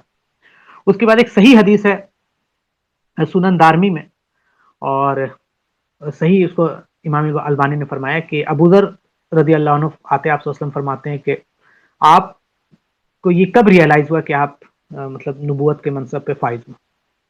تو آپ صلی اللہ علیہ وسلم فرماتے ہیں کہ میں نے 2 فرشتے دیکھے انسانی شکل میں. اس کے شکل میں، انسانی شکل میں. ایک تھا وہ آسمان میں تھا اور دوسرا میرے سامنے تھا، اور ان میں سے ایک نے کہا ایک سے کہ کیا یہ وہی ہے، مطلب جس کو نبوت ملنے والی ہے؟ تو دوسرے نے کہا کہ ہاں یہ وہی ہے. تو پروفٹ صلی اللہ علیہ وسلم شروعات میں کچھ نہیں جانتے تھے کہ وہ لوگ کس بارے میں بات کر رہے ہیں، میں کون ہوں. تو ان لوگوں نے آپ صلی اللہ علیہ وسلم کے دل کو، مطلب آپ کے سینے کو چاک کیا اور پھر آپ کے دل کو دھویا. تو یہ دوسری بار آپ کے دل کو دھونے کا معاملہ آ گیا. ایک پہلی بار جب وہ بچپن میں تھے، دوسری بار یہ، تیسری بار انشاءاللہ ہم آگے اور دیکھیں گے. تو جو روایت ہے کہ آپ کو دھویا. اب وہ جو روایت ہم پہلے دیکھے تھے، ایک نے پوچھا کہ کیا یہ وہی ہے، پھر آپ صلی اللہ علیہ وسلم کو انہوں نے وے کیا، ویئنگ مشین میں، مطلب ویئنگ جو اسکیل ہے، سوری، اس میں آپ صلی اللہ علیہ وسلم کو ایک طرف رکھا گیا اور دوسری طرف آپ کی امت کا ایک آدمی کو رکھا گیا، پھر 10 آدمی کو رکھا گیا، پھر 100 آدمی کو رکھا گیا، پھر بھی آپ صلی اللہ علیہ وسلم کی طرف کا پلڑا بھاری تھا، پھر 1000 آدمی کو رکھا گیا، پھر بھی آپ صلی اللہ علیہ وسلم کی طرف کا پلڑا بھاری تھا. پھر حدیث میں آگے فرماتے ہیں کہ آپ صلی اللہ علیہ وسلم ایک طرف ترازو کے اور دوسری طرف پوری امت، انٹائر امہ ایک طرف ہے، اور پھر بھی آپ صلی اللہ علیہ وسلم کی طرف کا پلڑا بھاری رہا. تو یہ اللہ کے رسول صلی اللہ علیہ وسلم کو نبوت کے پریپریشن کے ساتھ ساتھ امت کو بھی پریپیئر کیا جا رہا ہے اللہ کے نبوت کے لیے، اللہ کے رسول صلی اللہ علیہ وسلم کی نبوت کے لیے. کیا کہ امت یہ سمجھے کہ آپ صلی اللہ علیہ وسلم کا ویلیو کیا ہے، کہ پوری امت بھی اگر ایک طرف ہو جائے، جس میں صحابہ، تابعین، تبع تابعین، ائمہ، محدث، مفکر سب شامل ہیں، بڑے بڑے سائنٹسٹ، بڑے بڑے علماء، بڑے بڑے ولی اولیاء سب شامل ہیں، سب ایک طرف جمع ہو جائے اور آپ صلی اللہ علیہ وسلم ایک طرف ہے، تو پوری امت بھی مل کے آپ صلی اللہ علیہ وسلم کے برابر نہیں ہو سکتی. یہ امت کو سمجھایا جا رہا ہے، the importance of Prophet صلی اللہ علیہ وسلم, the value of Prophet صلی اللہ علیہ وسلم. اسی لیے ہم کہتے ہیں کہ ہمارے اللہ کے رسول صلی اللہ علیہ وسلم کی حرمت کے لیے پوری امت بھی اگر قربان ہو جائے تو ہمیں کوئی فرق نہیں ہے. اگر پوری امت کو قتل کر دیا جائے اس بنیاد پر کہ آپ صلی اللہ علیہ وسلم کی حرمت ہو رہی، تو پوری امت خوشی خوشی اس بات کو قبول کر لے گی، کیونکہ ہماری کوئی ویلیو ہی نہیں ہے آپ صلی اللہ علیہ وسلم کی عزت اور آپ کے ناموس اور آپ کے سامنے. تو یہ امپورٹنس اللہ تعالیٰ نبی اکرم صلی اللہ علیہ وسلم کو بھی تیار کر رہا ہے اس رسالت کے لیے، ساتھ ساتھ امت کو بھی تیار کر رہا ہے کہ یہ تمہارے پروفٹ کا ویلیو تمہارے لیے، کہ تمہارے رسول کی بات ایک طرف اور پوری دنیا کی بات ایک طرف، رسول کی محبت ایک طرف، پوری دنیا کی محبت ایک طرف، رسول کی عظمت اور ناموس ایک طرف، پوری دنیا کی عزت ایک طرف، رسول صلی اللہ علیہ وسلم کی بات اور رسول صلی اللہ علیہ وسلم کے ناموس ایک طرف، اور بڑے سے بڑا عہدیدار ایک طرف، تمہارا باپ بھائی سب. اس لیے کہا جاتا ہے نا کہ قرآن کی جو ایک آیت ہے اس کا مفہوم ہے کہ تمہارے باپ، تمہارے بھائی، تمہارے بیٹے، تمہاری بیویاں، تمہارے بچے، تم نے وہ مال جو تم نے کمایا ہے، وہ جو کاروبار جس کا کھونے کا تمہیں ڈر ہے، اور وہ حویلی، وہ گھر جس میں رہنا تم پسند کرتے ہو، اللہ، اس کے رسول اور اللہ کے راہ میں جہاد کرنے سے زیادہ افضل ہے، تو پھر تیار رہو. اللہ تعالیٰ فاسقوں کو ہدایت نہیں دیتا. یہاں پہ کرائٹیریا بیان کر دیا گیا. اور ایک حدیث بھی ہے ایمان کے حلاوت کے تعلق سے. پروفٹ صلی اللہ علیہ وسلم صحیح حدیث میں فرماتے ہیں، انس رضی اللہ عنہ فرماتے ہیں کہ اگر کوئی انسان ایمان کی حلاوت کو چکھنا چاہتا ہے، سویٹنس آف ایمان کو چکھنا چاہتا ہے، تو اس کے اندر 3 چیز ہونی چاہیے. پہلا، اللہ اور اس کے رسول کی محبت دنیا میں ہر چیز سے افضل، ہر چیز، چاہے وہ کچھ بھی ہو، اس کے باپ ہو، بھائی ہو، بیویاں ہو، بچے ہو، کاروبار ہو، ملک ہو، کچھ بھی ہو، سب سے افضل اللہ اور اس کے رسول کی محبت. تبھی وہ ایمان کے اللہ کے بندوں سے محبت صرف اللہ کے لیے، اس کے علاوہ کوئی وجہ نہیں ہونی چاہیے. جیسے میں ایگزامپل دوں، میری عمر بھائی سے محبت کیوں ہے؟ کہ اللہ رب العزت کی وجہ سے. اللہ کا حکم ہے کہ اپنے مومن بھائی سے محبت کرو. تو ایک مسلمان کافر سے کیسے محبت کر سکتا ہے؟ obviously یہ بات سمجھنے کو. تیسرا، ایمان کی حلاوت کو چکھنے کے لیے ضروری کیا ہے؟ کہ ایک آدمی اس بات پر ناپسند کرے کہ وہ دور جاہلیت میں واپس چلا جائے. ایمان لانے کے بعد وہ اپنے آپ کو آگ میں پھینکا جانا ناپسند کرے. جاہلیہ مطلب جب ایک انسان نان مسلم ہے اور اسلام میں داخل ہوا، یہ ہم سب جانتے ہیں کہ ہم ایک وقت ہے جب اسلام سے دور ہے، بہت دور ہے، بہت دور ہے، لیکن جب ہم ہدایت ملتا ہے تو ہم پھر یہ بات کو ناپسند کرے کہ اللہ تعالیٰ پلیز مجھے اس گمراہی میں مت بھیج دینا، مجھے ہدایت پہ ہی رکھنا. تو ایک انسان جب اس بات کو ناپسند کرتا ہے تو یہ تین چیز جب ایک انسان کے پاس ہوتا ہے تو وہ انسان ایمان کی حلاوت کو چکھ لیتا ہے، سویٹنس آف ایمان اس کے اندر داخل ہو جاتا ہے۔ پہلا، اللہ اور اس کے رسول کی محبت سب سے اوپر، دوسرا اللہ کے بندے سے محبت صرف اللہ کی وجہ سے، اور تیسرا کہ وہ دور جاہلیت میں واپس جانے کو ناپسند کرے، یہ جہنم میں آگ میں جانے کو ناپسند کرے۔ تو یہ دو پوائنٹ ہو گیا۔ پہلا، آپ صلی اللہ علیہ وسلم کو تنہائی پسند ہو گئی، دوسرا ایک جو پتھر کا آپ کو سلام کرنا، اس کے بعد فرشتے کا انسانی شکل میں آپ کے سامنے آنا، تیسرا جو پارٹ تھا وہ تھا سچا خواب۔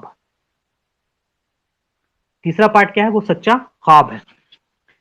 یہ تیاری ہے آپ صلی اللہ علیہ وسلم کے لیے، آپ کو وحی کے لیے۔ تو آپ صلی اللہ علیہ وسلم اپنے نبوت سے 6 مہینہ پہلے سے، ایک روایت ہے امام بخاری نے اس کو نقل کیا ہے حضرت عائشہ رضی اللہ عنہ کے تعلق سے، کہ حضرت عائشہ رضی اللہ عنہ بیان فرماتی ہیں کہ آپ صلی اللہ علیہ وسلم پر وحی نزول کے سلسلے میں کا جو آغاز ہوا ہے وہ نیند میں اچھے اچھے خوابوں سے ہوا ہے۔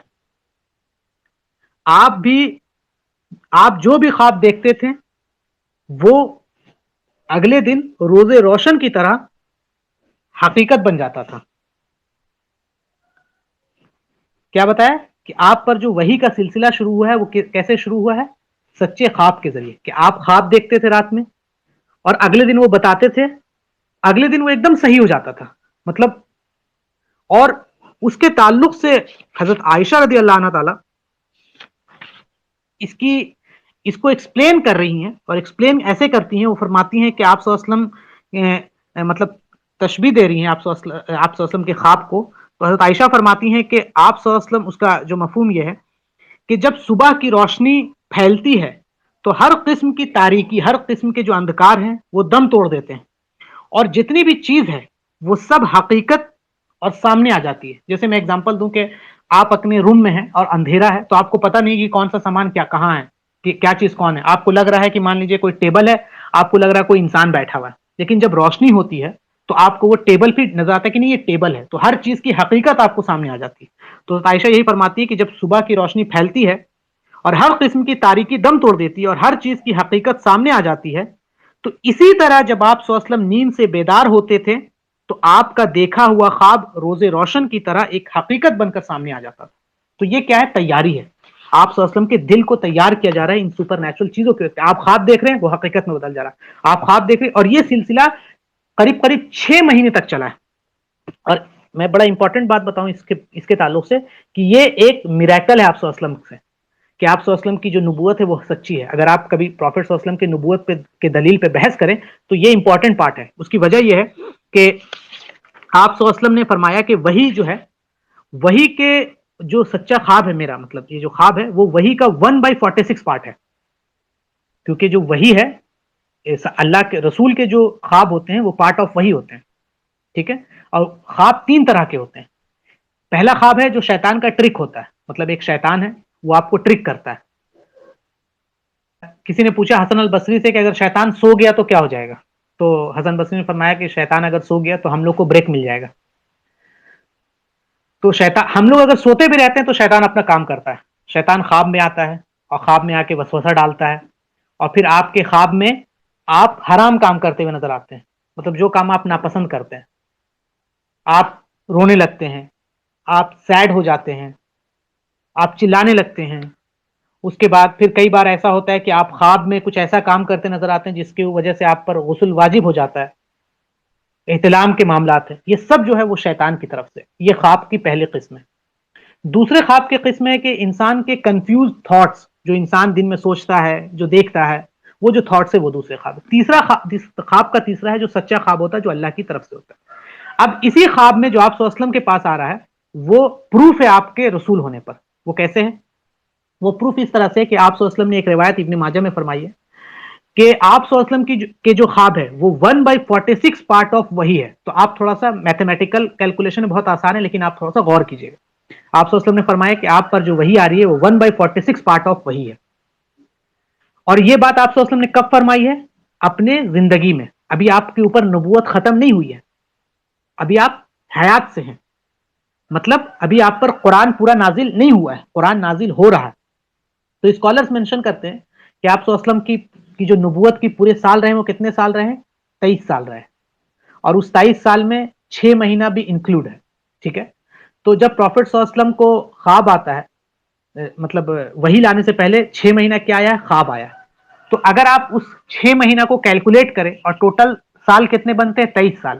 تو 23 سال کو اگر آپ مہینے میں کنورٹ کریں تو کتنا ہو جائے گا؟ 23 انٹو 12، تو 276 منتھ. اور اس 276 منتھ میں وہی خواب کے تھرو جو سچا خواب آیا وہ کتنے مہینے کا ہے؟ 6 مہینے کا. تو 6/276 کریں گے تو کتنا بنے گا؟ وہ بنے گا 0.0217. اگر آپ اس کو پھر ریشنل فارم میں لائیے گا تو کتنا بنے گا؟ 1/46. تو آپ صلی اللہ علیہ وسلم کیا کہہ رہے ہیں اپنی نبوت کے حیات میں کہ جو میرے اوپر خواب ہے وہ وہی کا 1/46 حصہ ہے. تو آپ صلی اللہ علیہ وسلم کو کیسے معلوم کہ آپ صلی اللہ علیہ وسلم 23 سال ہی رہیں گے اس دنیا پر؟ مطلب آپ کی نبوت جو ہے وہ 23 سال ہی رہے گی. تو یہ ایک میریکل ہے کہ آپ صلی اللہ علیہ وسلم وہ بات 23 سال ہونے سے پہلے آپ بتا کے چلے گئے کہ 23 سال ہے. تو کیسے پتا چلا آپ کو؟ تو اللہ کی طرف سے پتا چلا، اور یہ آپ کی نبوت کے میریکلز میں سے، یہ ثبوت میں سے. تو یہ بات آپ اپنے ذہن میں رکھیے گا. اور یہ لونر کیلنڈر کے تعلق سے، کوئی یہ نہ بول دے کہ یہ سولر کیلنڈر کا معاملہ ہے، لونر کیلنڈر کے تعلق سے. تو یہ ایک بہت امپورٹنٹ ایسپیکٹ ہے. تو حضرت عائشہ کی رضی اللہ عنہ کی جو روایت ہے وہ یہ روایت کیا ہے کہ آپ صلی اللہ علیہ وسلم اور جو وحی کا آغاز ہوا ہے وہ سچے خواب کے تھرو سے ہوا. اور یہ صرف آپ صلی اللہ علیہ وسلم کے تعلق سے نہیں ہوا ہے، بلکہ علقمہ بیان فرماتے ہیں کہ ہر پروفٹ کے ساتھ جو وحی کا سلسلہ شروع ہے وہ ان کے نیند میں شروع ہوا ہے، مطلب سچے خواب سے.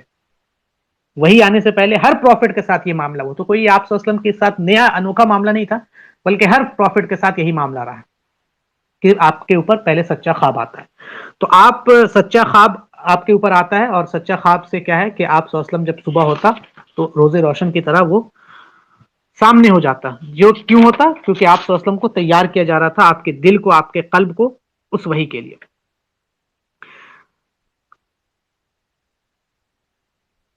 اللہ تعالیٰ نے اپنے رسول صلی اللہ علیہ وسلم پر وحی کا آغاز حالت نیند میں خوابوں کے ساتھ کیا ہے. اس کے پیچھے کی حکمت بیان کرتے ہوئے ڈاکٹر علی سلابی صاحب فرماتے ہیں کہ اگر خوابوں کے ساتھ آغاز نہ کیا جاتا بلکہ فرشتہ اچانک آپ کے سامنے آ جاتا جبکہ آپ نے آج سے پہلے کسی فرشتے کو نہیں دیکھا ہے، تو آپ کے اوپر ایسی گھبراہٹ طاری ہوتی کہ آپ فرشتے سے وحی اخذ نہ کر پاتے.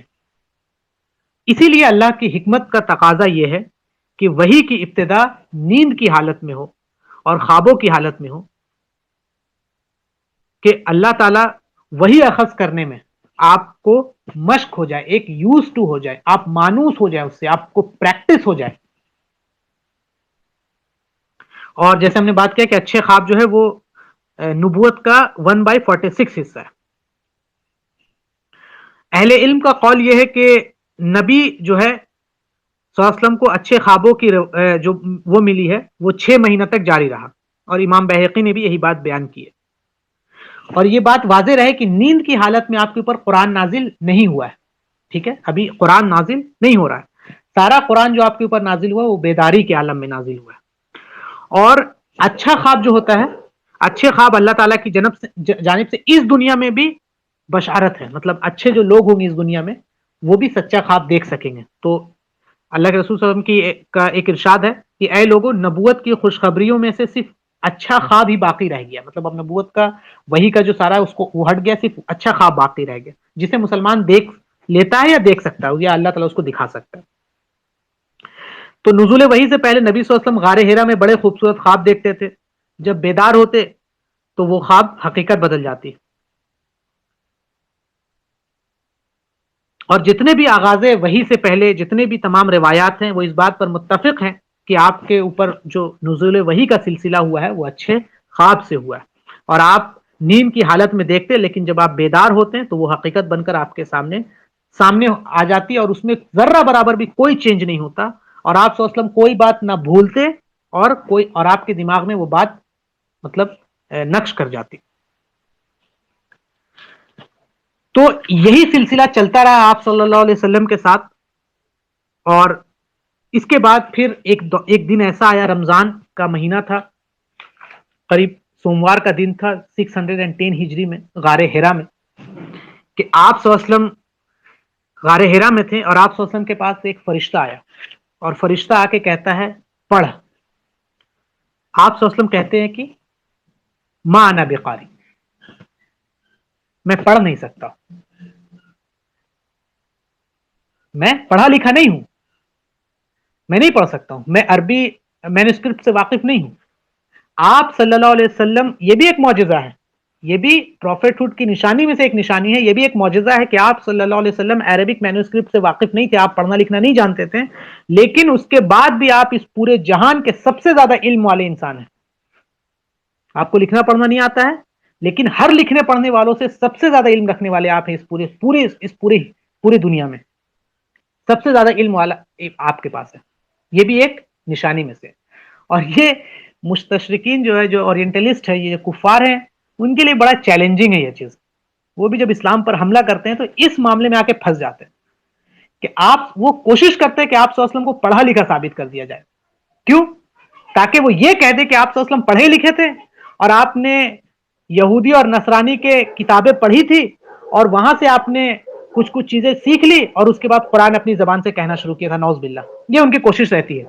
लेकिन अल्लाह का करना देखिए, अल्लाह की हिकमत, कि आप सल्लल्लाहु अलैहि वसल्लम पढ़े लिखे नहीं थे, तो वो भी परेशान है कि कैसे साबित कर दें कि ये जो कुरान आप सल्लल्लाहु अलैहि वसल्लम कह रहे हैं अल्लाह की तरफ से है, जबकि आप पूरी अरब की ये सोसाइटी गवाह है, 40 साल गवाह है कि आप सल्लल्लाहु अलैहि वसल्लम अरबिक मैन्युस्क्रिप्ट से वाकिफ नहीं है, आपको लिखना पढ़ना नहीं आता, आपके पास कोई लाइब्रेरी नहीं है, आपके पास यहूदियों की ईसाइयों की कोई किताब मौजूद नहीं है, आपके पास नूह अलैहिस्सलाम, आद अलैहिस्सलाम, कौम लूत के इन तमाम के वाकयात आपके पास नहीं है, आपको कुछ नहीं सोसाइटी का पता है कि इब्राहिम अलैहिस्सलाम कैसे रहे हैं, लूत अलैहिस्सलाम के साथ क्या मामला हुआ है, लेकिन आप सब कुछ बता रहे हैं, और वो भी ऐसी जबान में कि अरब के जो अदीब हैं, जो बलीग लोग हैं, जिनकी जबान अरबी है, जो अपने आप को नाज करते थे, कहते थे हम अरब है, बाकी सब अजम है, सब गूंगे हैं, हमारे पास जबान है, वो सब फेल हो गए आप सल्लल्लाहु अलैहि वसल्लम। और कुरान चैलेंज कर रहा है, हर वक्त पे कुरान चैलेंज कर रहा है। अगर तुम्हें लगता है कि अल्लाह का कलाम नहीं तो ठीक है, ले आओ इसकी जैसा कोई कुरान।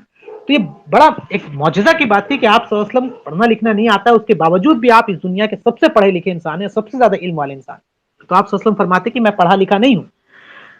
तो फिर आप सल्लल्लाहु अलैहि वसल्लम ने फरमाया कि उस फरिश्ते ने मुझे पकड़ा और जोर से पकड़ के दबाया, और इतना जोर से दबाया कि मेरी हिम्मत जवाब दे गई। फिर उसने मुझे छोड़ दिया और फिर कहा कि पढ़िए। मैंने कहा कि मैं पढ़ नहीं सकता। फिर उस फरिश्ते ने दोबारा मुझे जोर से पकड़ा, दबोचा, इतना जोर से दबोचा कि मेरी हिम्मत जवाब दे गई और मुझे छोड़ दिया और कहा पढ़िए। मैंने कहा कि मैं पढ़ नहीं सकता। फिर उसने मुझे तीसरी बार पकड़ा, दबोचा और कहा, फिर छोड़ दिया और कहा पढ़िए अपने रब के नाम से जिसने पैदा किया इंसान को जमे हुए खून के लोथड़े से। पढ़िए, आपका रब बड़ा करीम है, वो जात जिसने कलम के जरिए से इल्म सिखाया, उसने इंसान को वो इल्म सिखाया जो वो जानता नहीं था। ये वो 5 वर्स हैं सूरे अलक के जो सबसे पहले आप सल्लल्लाहु अलैहि वसल्लम पर नाजिल हुआ। इक़रा बिस्मि रब्बिकल लज़ी खलक़, कि पढ़िए अपने रब के नाम से। तो आप सल्लल्लाहु अलैहि वसल्लम ये आयत सुन के वापस आए घर, और आपका दिल बहुत जोर जोर से धक धक कर रहा था। आप अपनी बीवी हजरत खदीजा रदी अल्लाह अन्हा के पास पहुंचते हैं और फरमाते हैं, खदीजा मुझे चादर उड़ा दो, मुझे चादर उड़ा दो। तो उन्होंने, क्योंकि वो जानती थी, एक बाशऊर खातून थी, अक्लमंद खातून थी, वो समझती थी, उन्होंने पहले भी देखा था आप सल्लल्लाहु अलैहि वसल्लम फरिश्ते और आपके कैरेक्टर से वाकिफ थी। उन्होंने कोई सवाल जवाब नहीं किया, क्या है क्यों है, कुछ नहीं। वो एक ओबीडियंट बीवी की तरह आपके ऊपर कंबल डाल देती और खामोश रहती हैं, चुप रहती हैं। ऐसा नहीं कि बताइए क्या हुआ, कुछ नहीं, खामोश इंतजार करती हैं कि आपके ऊपर से वो खौफ जो तारी है वो कम हो जाए। यहां तक कि आपका खौफ जाता रहा। फिर आप सल्लल्लाहु अलैहि वसल्लम ने हजरत खदीजा को पूरा वाकया बयान फरमाया और कहा कि खदीजा मुझे अपने जान का खतरा महसूस हो रहा है कि मेरी जान हलाक ना हो जाए।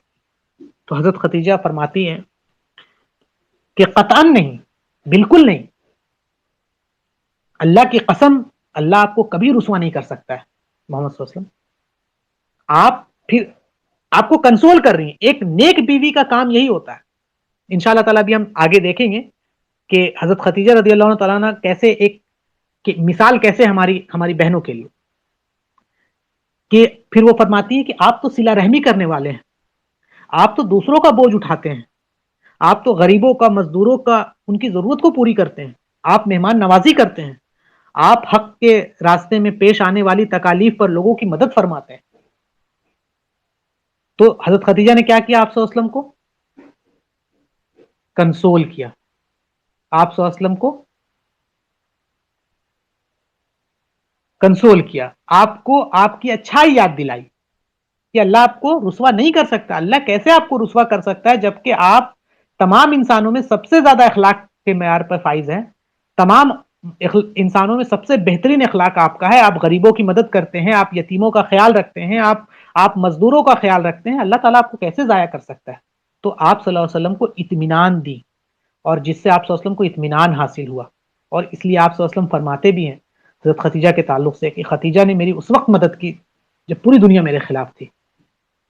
تو وقت وقت پر جب جب آپ صلی اللہ علیہ وسلم کو کے اوپر تکالیف آتی تھی، جب جب آپ صلی اللہ علیہ وسلم کے اوپر مصیبت آتا تھا، تو حضرت خدیجہ آپ صلی اللہ علیہ وسلم کے ساتھ کھڑی ہوتی تھی، آپ کو کنسول کرتی تھی، آپ کو سپورٹ کرتی تھی۔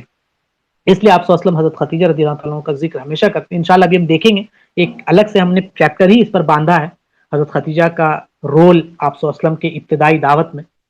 تو پھر حضرت خدیجہ نے کیا کیا کہ آپ صلی اللہ علیہ وسلم کو آپ لے گئی اپنے چچا زاد بھائی، ہم نے آپ کو یاد ہوگا ورقہ بن نوفل، آپ کو ہم لاسٹ لیکچر میں ہم نے پڑھا تھا، جب ہم نے حنیف کے بارے میں پڑھا تھا، حنفاء، کہ کچھ ایسے لوگ موجود تھے اس زمانے میں جب نبوت سے پہلے وہ لوگ اللہ کی وحدانیت پر یقین رکھتے تھے، تو حنفاء جو تھے، حنیف، تو ان کے پاس لے جاتی ہیں حضرت خدیجہ، اور وہ ورقہ جو تھے وہ دور جاہلیت میں عیسائیت اختیار کر چکے تھے، اور عیسائیت یہ ڈسٹارٹڈ فارم والی نہیں، بلکہ جو اس وقت تھا کہ آپ صلی اللہ علیہ وسلم، آپ اللہ کے رسول، اللہ کے اوپر اللہ کی وحدانیت پر یقین رکھتے تھے، اور جو ٹرینٹی کا کانسیپٹ اس کو نہیں مانتے تھے۔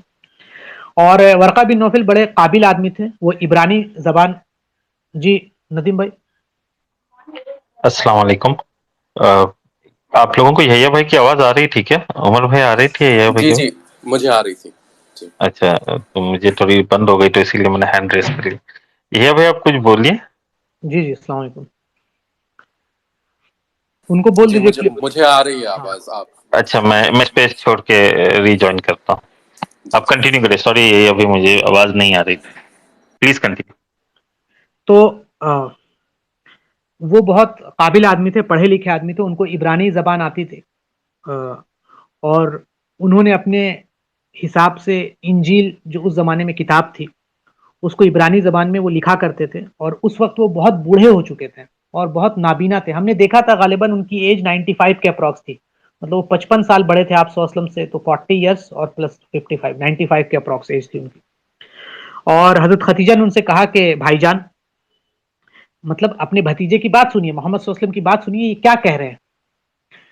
تو ورقہ بن نوفل نے پوچھا کہ بھتیجے تجھے کیا نظر آیا، مطلب تم بیان کرو کہ جو تم نے دیکھا۔ تو آپ صلی اللہ علیہ وسلم نے پھر وہ پورا واقعہ بیان کیا۔ تو ورقہ بن نوفل نے کہا کہ یہ تو وہی فرشتہ ہے جسے اللہ تعالیٰ نے موسیٰ علیہ السلام پر نازل کیا تھا، کاش میں اس وقت جوان اور طاقتور رہتا جبکہ تیرے قوم کے لوگ تجھے اس دیش سے نکال دیں گے۔ تو آپ صلی اللہ علیہ وسلم نے پوچھا کہ کیا میرے لوگ مجھے نکال دیں گے؟ تو اس نے کہا ہاں۔ ورقہ نے کہا ہاں، جو بھی انسان اس طرح کا پیغام اللہ کی دعوت کو کہ جتنے بھی پروفٹ آئے ہیں ان کے قوم کے لوگوں نے ان کے ساتھ یہی معاملہ کیا اور ان کی دشمن بن گئی ہے۔ اگر مجھے تیرا زمانہ ملتا تو میں زبردست تیری مدد کرتا، لیکن اللہ کا کرنا تھا کہ ورقہ بن نوفل جلدی انتقال کر گئے، اور آپ صلی اللہ علیہ وسلم ان کے جنت کی بشارت بھی دیتے۔ آپ صلی اللہ علیہ وسلم کہتے بھی ہے کہ ورقہ کو برا نہ کہو، میں اس کو جنت میں دیکھا ہوں۔ تو یہ آپ صلی اللہ علیہ وسلم پر ایمان لانے میں سب سے پہلے میں سے ایمان لانے والے پہ میں سے کہ آپ صلی اللہ علیہ وسلم پر یہ ایمان لے آتے ہیں آپ کی نبوت پر، اور کہتے ہیں کہ اگر میں زندہ ہوتا اس وقت اور میرے پاس طاقت ہوتی تو میں آپ کی زبردست مدد کرتا جب آپ کے ہی لوگ آپ کو آپ کے ملک سے یا آپ کے شہر سے نکال رہے ہوتے۔ جب ہم حضرت عائشہ رضی اللہ عنہ کے اس حدیث پر غور کرتے ہیں جو ہم نے بیان کیا پورا، اس میں بہت سے ایسی بات ہے جس میں آپ صلی اللہ علیہ وسلم کے سیرت کے ساتھ گہرا تعلق ہے۔ وہ ہم نے اچھا خواب آپ کو ذکر کیا کہ اچھا خواب کا ایک تعلق ہے. پھر غار ہرا میں آپ تنہائی پسند کرتے تھے، جیسے ہم نے پورا قریب 40 سے 50 منٹ اس پہ ڈسکس کیا، اور پھر اس کی امپورٹنس ہمارے لائف میں، دائی کے لائف میں، پروفٹ کے لائف میں کیا ہے.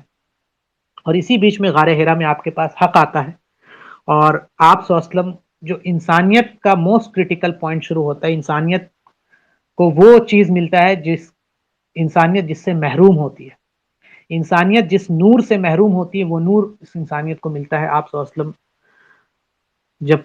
آپ کے اوپر جب وحی نازل ہوتی ہے اور آپ نبوت کی منصب پر فائز ہوتے ہیں. اب انشاء اللہ تعالی اگلا جو ہمارا لیکچر ہوگا وہ غار ہرا میں حق کی آمد سے ہوگا، لیکن اس سے پہلے ہم حضرت خدیجہ رضی اللہ عنہ کے رول پہ تھوڑا سا بات کرتے ہیں. وحی کی جو اقسام ہے وہ انشاءاللہ ہم کل اگلے لیکچر میں دیکھیں گے، لیکن ابھی ہمارا جو ٹاپک ہے وہ یہ ہے کہ میدان عمل میں نیک بیوی کا کردار کیا ہوتا ہے. مطلب اگر آپ میدان عمل میں ہیں یا میدان دعوت میں ہیں تو اس میں نیک بیوی کی کیا رول ہوتے ہیں، مطلب نیک بیوی کا رول کیا ہوگا، اس پہ ہم انشاءاللہ تعالی بات کرتے ہیں. تو دیکھیں غار ہرا میں جب پہلی وحی آپ کے اوپر نازل ہوئی ہے تو آپ صلی اللہ علیہ وسلم سخت گھبراہٹ اور خوف کے حالت میں گھر پہنچے، اور حضرت خدیجہ نے آپ کی ساری بات سن کر کسی گھبراہٹ کا اظہار نہیں کیا. ایسا نہیں کیا کہ وہ بھی گھبرانے لگی، کہ آپ گھبرائے میں تھے تو وہ بھی گھبرانے لگی. نہیں، انہوں نے بڑے سکون کے ساتھ آپ کی بات سنی اور پہلے ان حالات کا جائزہ لیا کہ آخر آپ کے ساتھ معاملہ کیا ہے، اور ترنت ریاکٹ نہیں کیا، بلکہ آپ کے خوف کو جانے تک کا انتظار کیا کہ آپ جو خوف ہے وہ چلا جائے.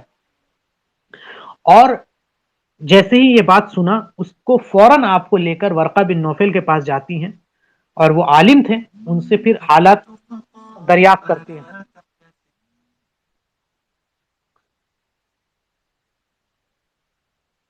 اس کے بعد آواز آ رہی نا میری؟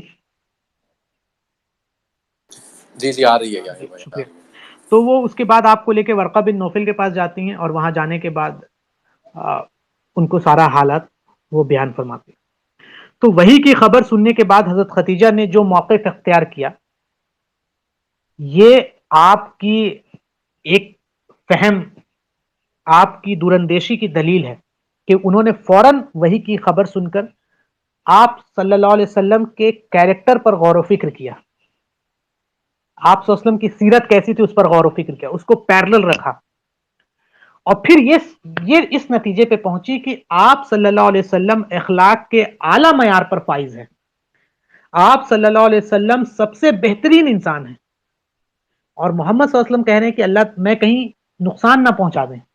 تو آپ صلی اللہ علیہ وسلم کی بات سن کر اور آپ کے کیریکٹر پر غور و فکر کرنے کے بعد حضرت خدیجہ اس نتیجے پہ پہنچی اور آپ صلی اللہ علیہ وسلم کو کہتی ہیں کہ اللہ آپ کو کبھی ضائع نہیں کرے گا. انہوں نے کیوں کہا اس بات پر؟ پھر آگے اپنی بات کی وہ دلیل بھی دیتی ہے کہ آپ لوگوں کے ساتھ صلہ رحمی کرتے ہیں، آپ غریبوں کی مدد کرتے ہیں، آپ یتیموں کا خیال رکھتے ہیں، آپ تو دل کے سکون ہیں، لوگ آپ کو امین کہتے ہیں، صادق کہتے ہیں، آپ کے ساتھ کسی کا کوئی معاملہ نہیں ہے. تو حضرت خدیجہ سب سے پہلے بات سننے کے بعد ریاکٹ نہیں کیا، بلکہ آپ صلی اللہ علیہ وسلم کے کیریکٹر پر غور و فکر کیا، اور اس کے بعد آپ صلی اللہ علیہ وسلم کو تسکین قلب دے رہی ہیں. کیا کہ آپ صلی اللہ علیہ وسلم کو اللہ کبھی رسوا نہیں کر سکتا ہے. پھر انہوں نے اس کے ساتھ ساتھ آپ کے کیریکٹر بھی بیان کیا آپ کے سامنے کہ آپ صلہ رحمی کرتے ہیں، رشتہ داروں کے ساتھ کسی انسان کا میل جول. اب دیکھیں کہ ایک انسان کو اگر جاننا ہے کہ انسان کیسا ہے تو اس کی بیوی سے یا اس کے ماں سے یا اس کے گھر کے لوگوں سے پوچھئے کہ وہ انسان کیسا ہے. باہر تو وہ سوٹ بوٹ میں بڑے اچھے سے پہنچے گا آپ کے سامنے، آپ اس کو پہچان نہیں پائیے گا، لیکن اس کی اصل جو تصویر ہے وہ اس کے گھر میں ہوتی ہے کہ وہ گھر میں کیسا بیہیو کرتا ہے. اگر گھر کے لوگ اس کی تعریف کر دیں تو اس کا مطلب ہے کیا ہے کہ اس انسان میں اچھائی ہے، کیونکہ وہ گھر میں اچھا ہے.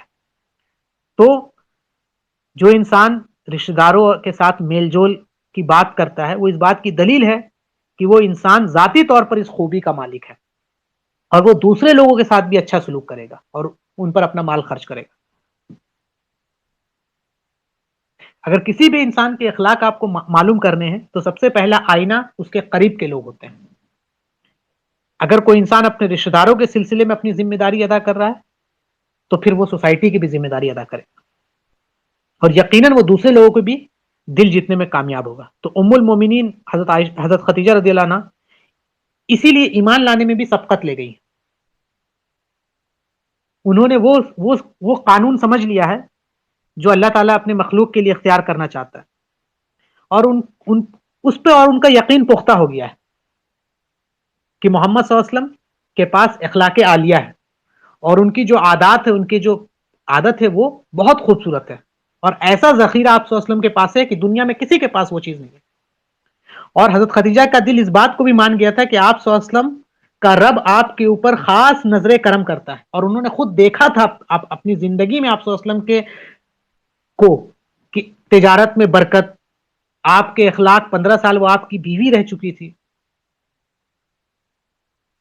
آپ کے غلاموں کے ساتھ آپ کیسے ٹریٹ کرتے تھے، آپ یتیموں کے ساتھ کیسے ٹریٹ کرتے تھے، وہ برکت سب دیکھا تھا. آپ حضرت خدیجہ نے بہت قریب سے دیکھا ہے اور ان تمام کے بعد وہ اس نتیجے پہ پہنچتی ہے کہ آپ جو دعویٰ کر رہے ہیں نبوت کا وہ حق ہے، وہ صحیح ہے اور میں ایمان لاتی ہوں آپ کے اوپر، آپ کے اس نبوت کے دعوے پر، اور میں آپ کو اللہ کا رسول تسلیم کرتی ہوں. اور آپ کی جو کیریکٹرسٹک ہے اسی کیریکٹرسٹک کا مالک جو ہے وہ نبی ہو سکتا ہے.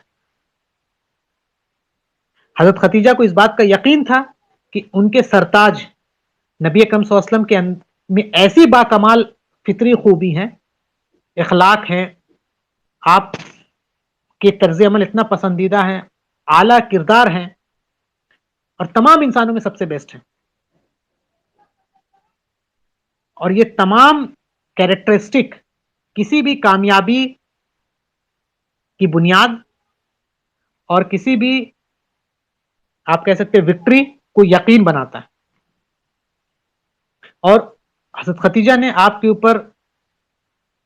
اوپر یہ آپ کو دیکھ کر آپ پر ایمان لائے اور حضرت خدیجہ نے آپ کی اعلیٰ صفات سے یہی نتیجہ اخذ کیا کہ اللہ تعالیٰ آپ کو اس دنیا میں کبھی بھی رسوا نہیں کر سکتا ہے، کیونکہ اللہ تعالیٰ نے آپ کی پیدائش جو ہے وہ اخلاق پر فرمائی ہے. تو ایک یہ اہم، اور اس کائنات میں معاشرتی قوانین جو بھی سوسائٹی کے قوانین ہیں ان میں سے کوئی بھی ایسی مثال نہیں ملتی ہے کہ اللہ تعالیٰ نے اپنے کسی بندے کو اخلاق اتنے زیادہ عطا کیا اور اخلاق عطا کرنے کے بعد اس کو رسوا کیا ہوگا. کبھی اللہ ایسا نہیں ملتا سوسائٹی. اور جبکہ محمد صلی اللہ علیہ وسلم تو اخلاق کے اعلیٰ معیار پہ تھے تو اللہ تعالیٰ کیسے ان کو رسوا کر سکتا تھا؟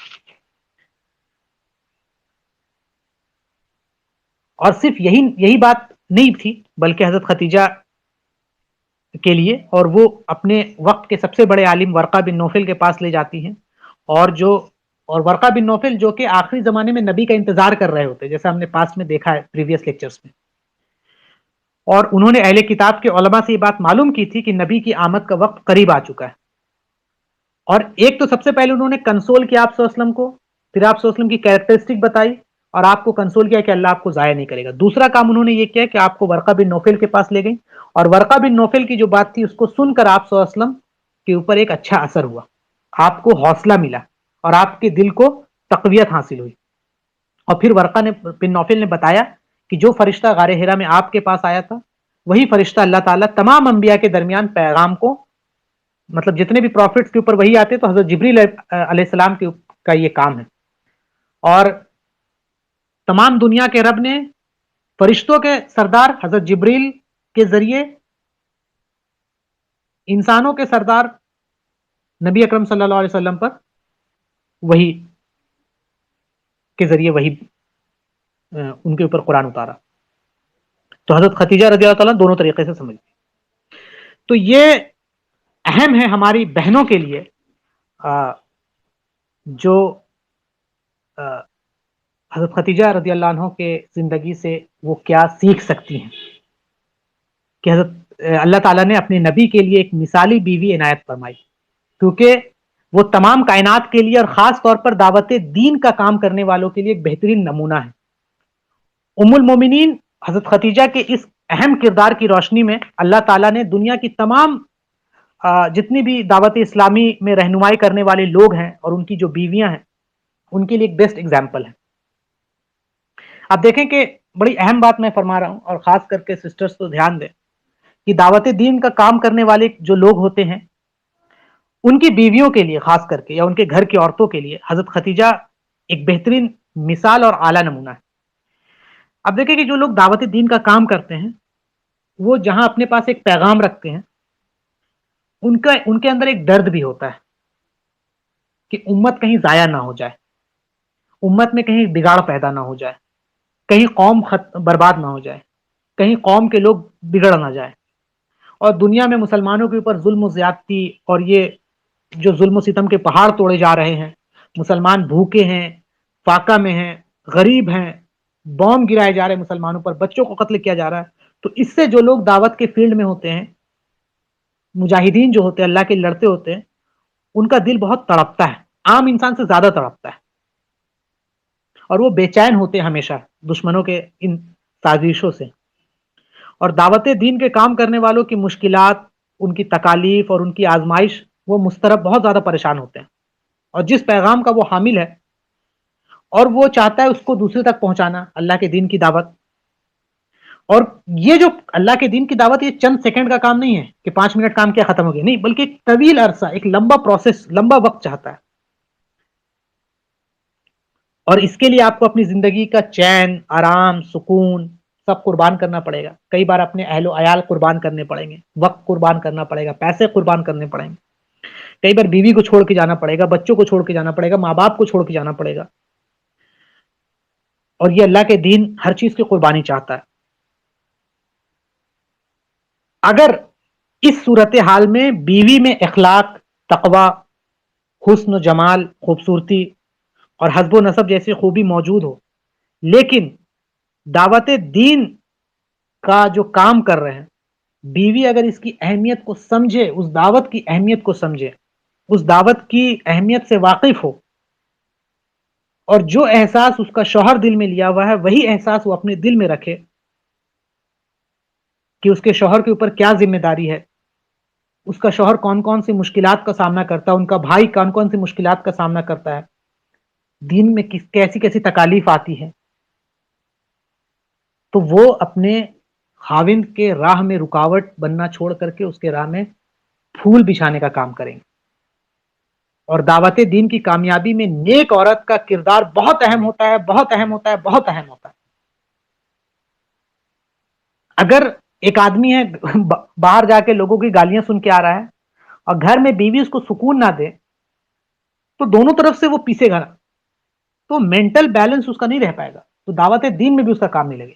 لیکن اگر یہی ہے کہ وہ دعوت دین کا کام کر رہا ہے، باہر اس کو پریشانی ہے. اب دیکھیں حضرت ختیجہ کا بہترین ایگزامپل کہ نبی صلی اللہ علیہ وسلم پر پتھر مارے جا رہے ہیں، ان کو تانا دیا جا رہا ہے، گالی دی جا رہی، لیکن حضرت ختیجہ اس کے بعد آپ کو کنسول کرتی ہے، آپ کو سپورٹ کرتی ہے. تو اللہ کے رسول صلی اللہ علیہ وسلم کے زبان سے یہ بات نکلتا ہے کہ ختیجہ نے مجھے اس وقت سپورٹ کیا جب میرے خلاف میرے ساتھ کوئی نہیں تھا. کتنی بڑی بات ہے. تو سوچے اگر اس وقت بیوی کا بھی سپورٹ نہ ہو تو انسان کیسا تکلیف میں، یا بیوی یا گھر کی عورتیں جو بہت قریب ہیں، ماں ہیں، بہن ہیں، گھر کے لوگ اگر سپورٹ نہ کرے، اور خاص کر کے بیوی، تو سوچے کہ انسان کے اوپر کیا بیتے گا. تو حضرت ختیجہ رضی اللہ عنہ آپ کے اوپر جو آپ کو حوصلہ دیتی ہیں، آپ کو سپورٹ کرتی ہیں، اور اسی طرح انہوں نے دعوت کے میدان میں ایک اہم کردار ادا کیا ہے. آپ کے اوپر اپنا سارا مال خرچ کیا ہے آپ کی دعوت میں، ہر اعتبار سے آپ کو سپورٹ کیا. آپ غار حرا میں جا رہے ہیں، کبھی آپ سے سوال نہیں کیا کہ آپ کیوں جا رہے ہیں ہمیں چھوڑ کر، ہمارا کیا ہوگا. کبھی آپ کو نہیں کہا کہ آپ کی دعوت کی وجہ سے یہ مشکلات ہمارے سر آ گئے ہیں، ہم شیب ابی طالب میں آ گئے. نہیں، ہمیشہ آپ کو سپورٹ کیا ہر وقت، بلکہ کنسول کیا، بلکہ آپ کو تو اور پازیٹیو باتیں کی آپ سے. بے شک ایک نیک بیوی اپنے خاوند کی کامیاب زندگی میں ایک اہم رول ادا کرتی ہے، اور ان معاملات میں اس کا کردار اور بڑھ جاتا ہے جب اس کا خاوند کا تعلق دعوت دین سے ہو، مجاہد ہو، اللہ کے راہ میں جہاد کرتا ہو، اللہ کی راہ میں دعوت دیتا ہو. اور جب دعوت کے اللہ کے دین کی دعوت اس کے کندھوں پر ہو، تو اگر ایک با صلاحیت اور نیک بیوی اگر مل جائے تو سونے پہ سہاگا ہے. اسی لیے اللہ کے رسول صلی اللہ علیہ وسلم کی ایک حدیث ہے کہ دنیا ساز و سامان کا نام ہے، اور نیک بیوی اس دنیا کا بہترین سامان ہے. تو ہماری بہنوں کے لیے خاص کر کے کہ وہ حضرت خدیجہ اور ام المومنین جتنے بھی ہیں، جتنے بھی مدر آف بلیورس ہیں اور صحابیات ہیں، ان کی زندگی کو وہ پڑھیں اور ان سے سیکھیں کہ انہوں نے کس طرح سے سپورٹ کیا اپنے گھر کے لوگوں کو، کس طرح سے ان کے اندر جذبہ جہاد، جذبہ شہادت، اللہ کے دین کی محبت، غریبی میں کم خرچے میں انہوں نے زندگی گزاری، عیش اور عشرت کی پرواہ نہیں کی کہ مجھے عیش کی زندگی رہنا ہے، کیونکہ وہ جانتی ہیں کہ ہم کس لیے آئے ہیں دنیا میں۔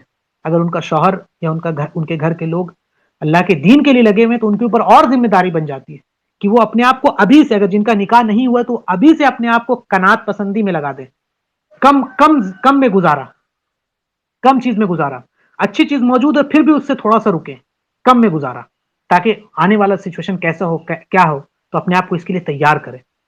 اور اس کے لیے اللہ ہے کہ عورت جو ہے، بیوی جو ہے، ایک مرد کے لیے فتنہ ہے، فتنہ سے مراد آزمائش ہے، تو وہ اپنے شوہر کے لیے آزمائش نہ بن جائے، بلکہ اس کے لیے رحمت بن جائے، اس کے راستے میں کانٹا نہ بنے بلکہ اس کے راستے میں پھول بنے۔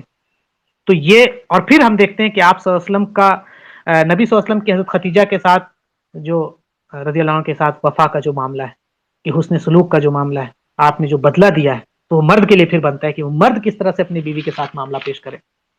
کہ حضرت خدیجہ کے وفات کے بعد بھی آپ صلی اللہ علیہ وسلم کا وفا کا یہ معاملہ ہے کہ حضرت عائشہ رضی اللہ عنہ بیان کرتی ہیں کہ حضرت خدیجہ کے سوا نبی کی کسی بھی بیوی ازواج سے مجھے رشک کبھی نہیں آیا جتنا حضرت خدیجہ کے ساتھ آیا۔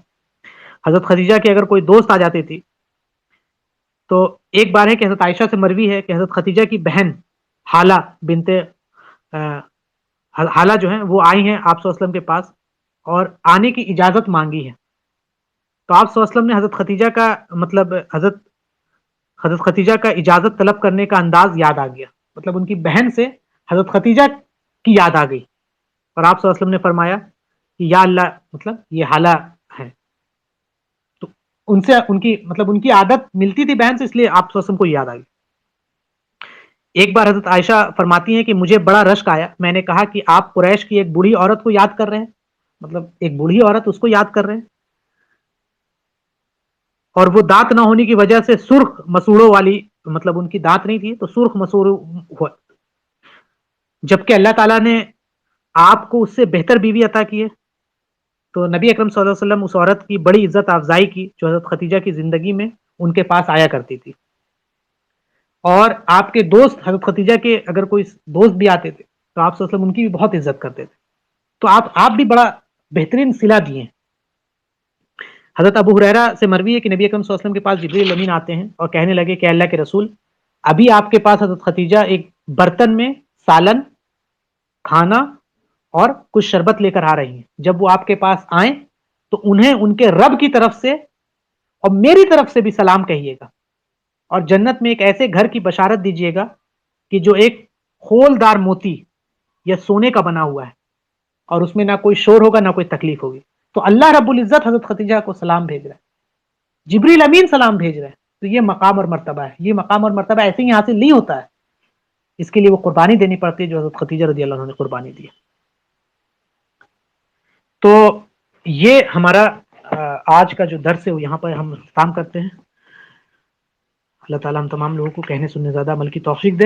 اگلا جو ہمارا لیکچر ہوگا اس پہ ہم وحی کے اب بارے میں جو سورہ علق نازل ہوا ہے، پھر وحی کے اقسام جو ہیں، وحی کتنے ٹائپس کے ہوتے ہیں، اس پر بات کریں گے، اور پھر وحی کی جو کیفیت ہے اور جب نزول وحی ہوتی ہے تو آپ کے اوپر شدت کیسے طاری ہوتی ہے اس پہ بات کریں گے، اور پھر ہمارا جو مدنی دور ہے، اب میں تھوڑا سا ایک بیسک انٹروڈکشن دے دوں کہ اب جو ہم شروع کیے دور وہ مدنی دور ہے، مکن پیریڈ اس کو کہتے ہیں، اور مکن پیریڈ اپروکس 13 ایئرس میں ہے، اور مکن پیریڈ 3 پارٹس میں ڈیوائیڈڈ ہے، 3 لیولز میں۔ پہلا لیول ہے جس کو ہم کہتے ہیں سیکرٹ انویٹیشن، 3 سال چلتا ہے، یہ خفیہ دعوت جس کو کہتے ہیں۔ اس کے بعد اگلا جو سال ہے وہ 4 سال سے لے کر 13 سال تک، مطلب کتنا ہو گیا، 10 سال کے قریب یہ چلتا ہے پبلک انویٹیشن۔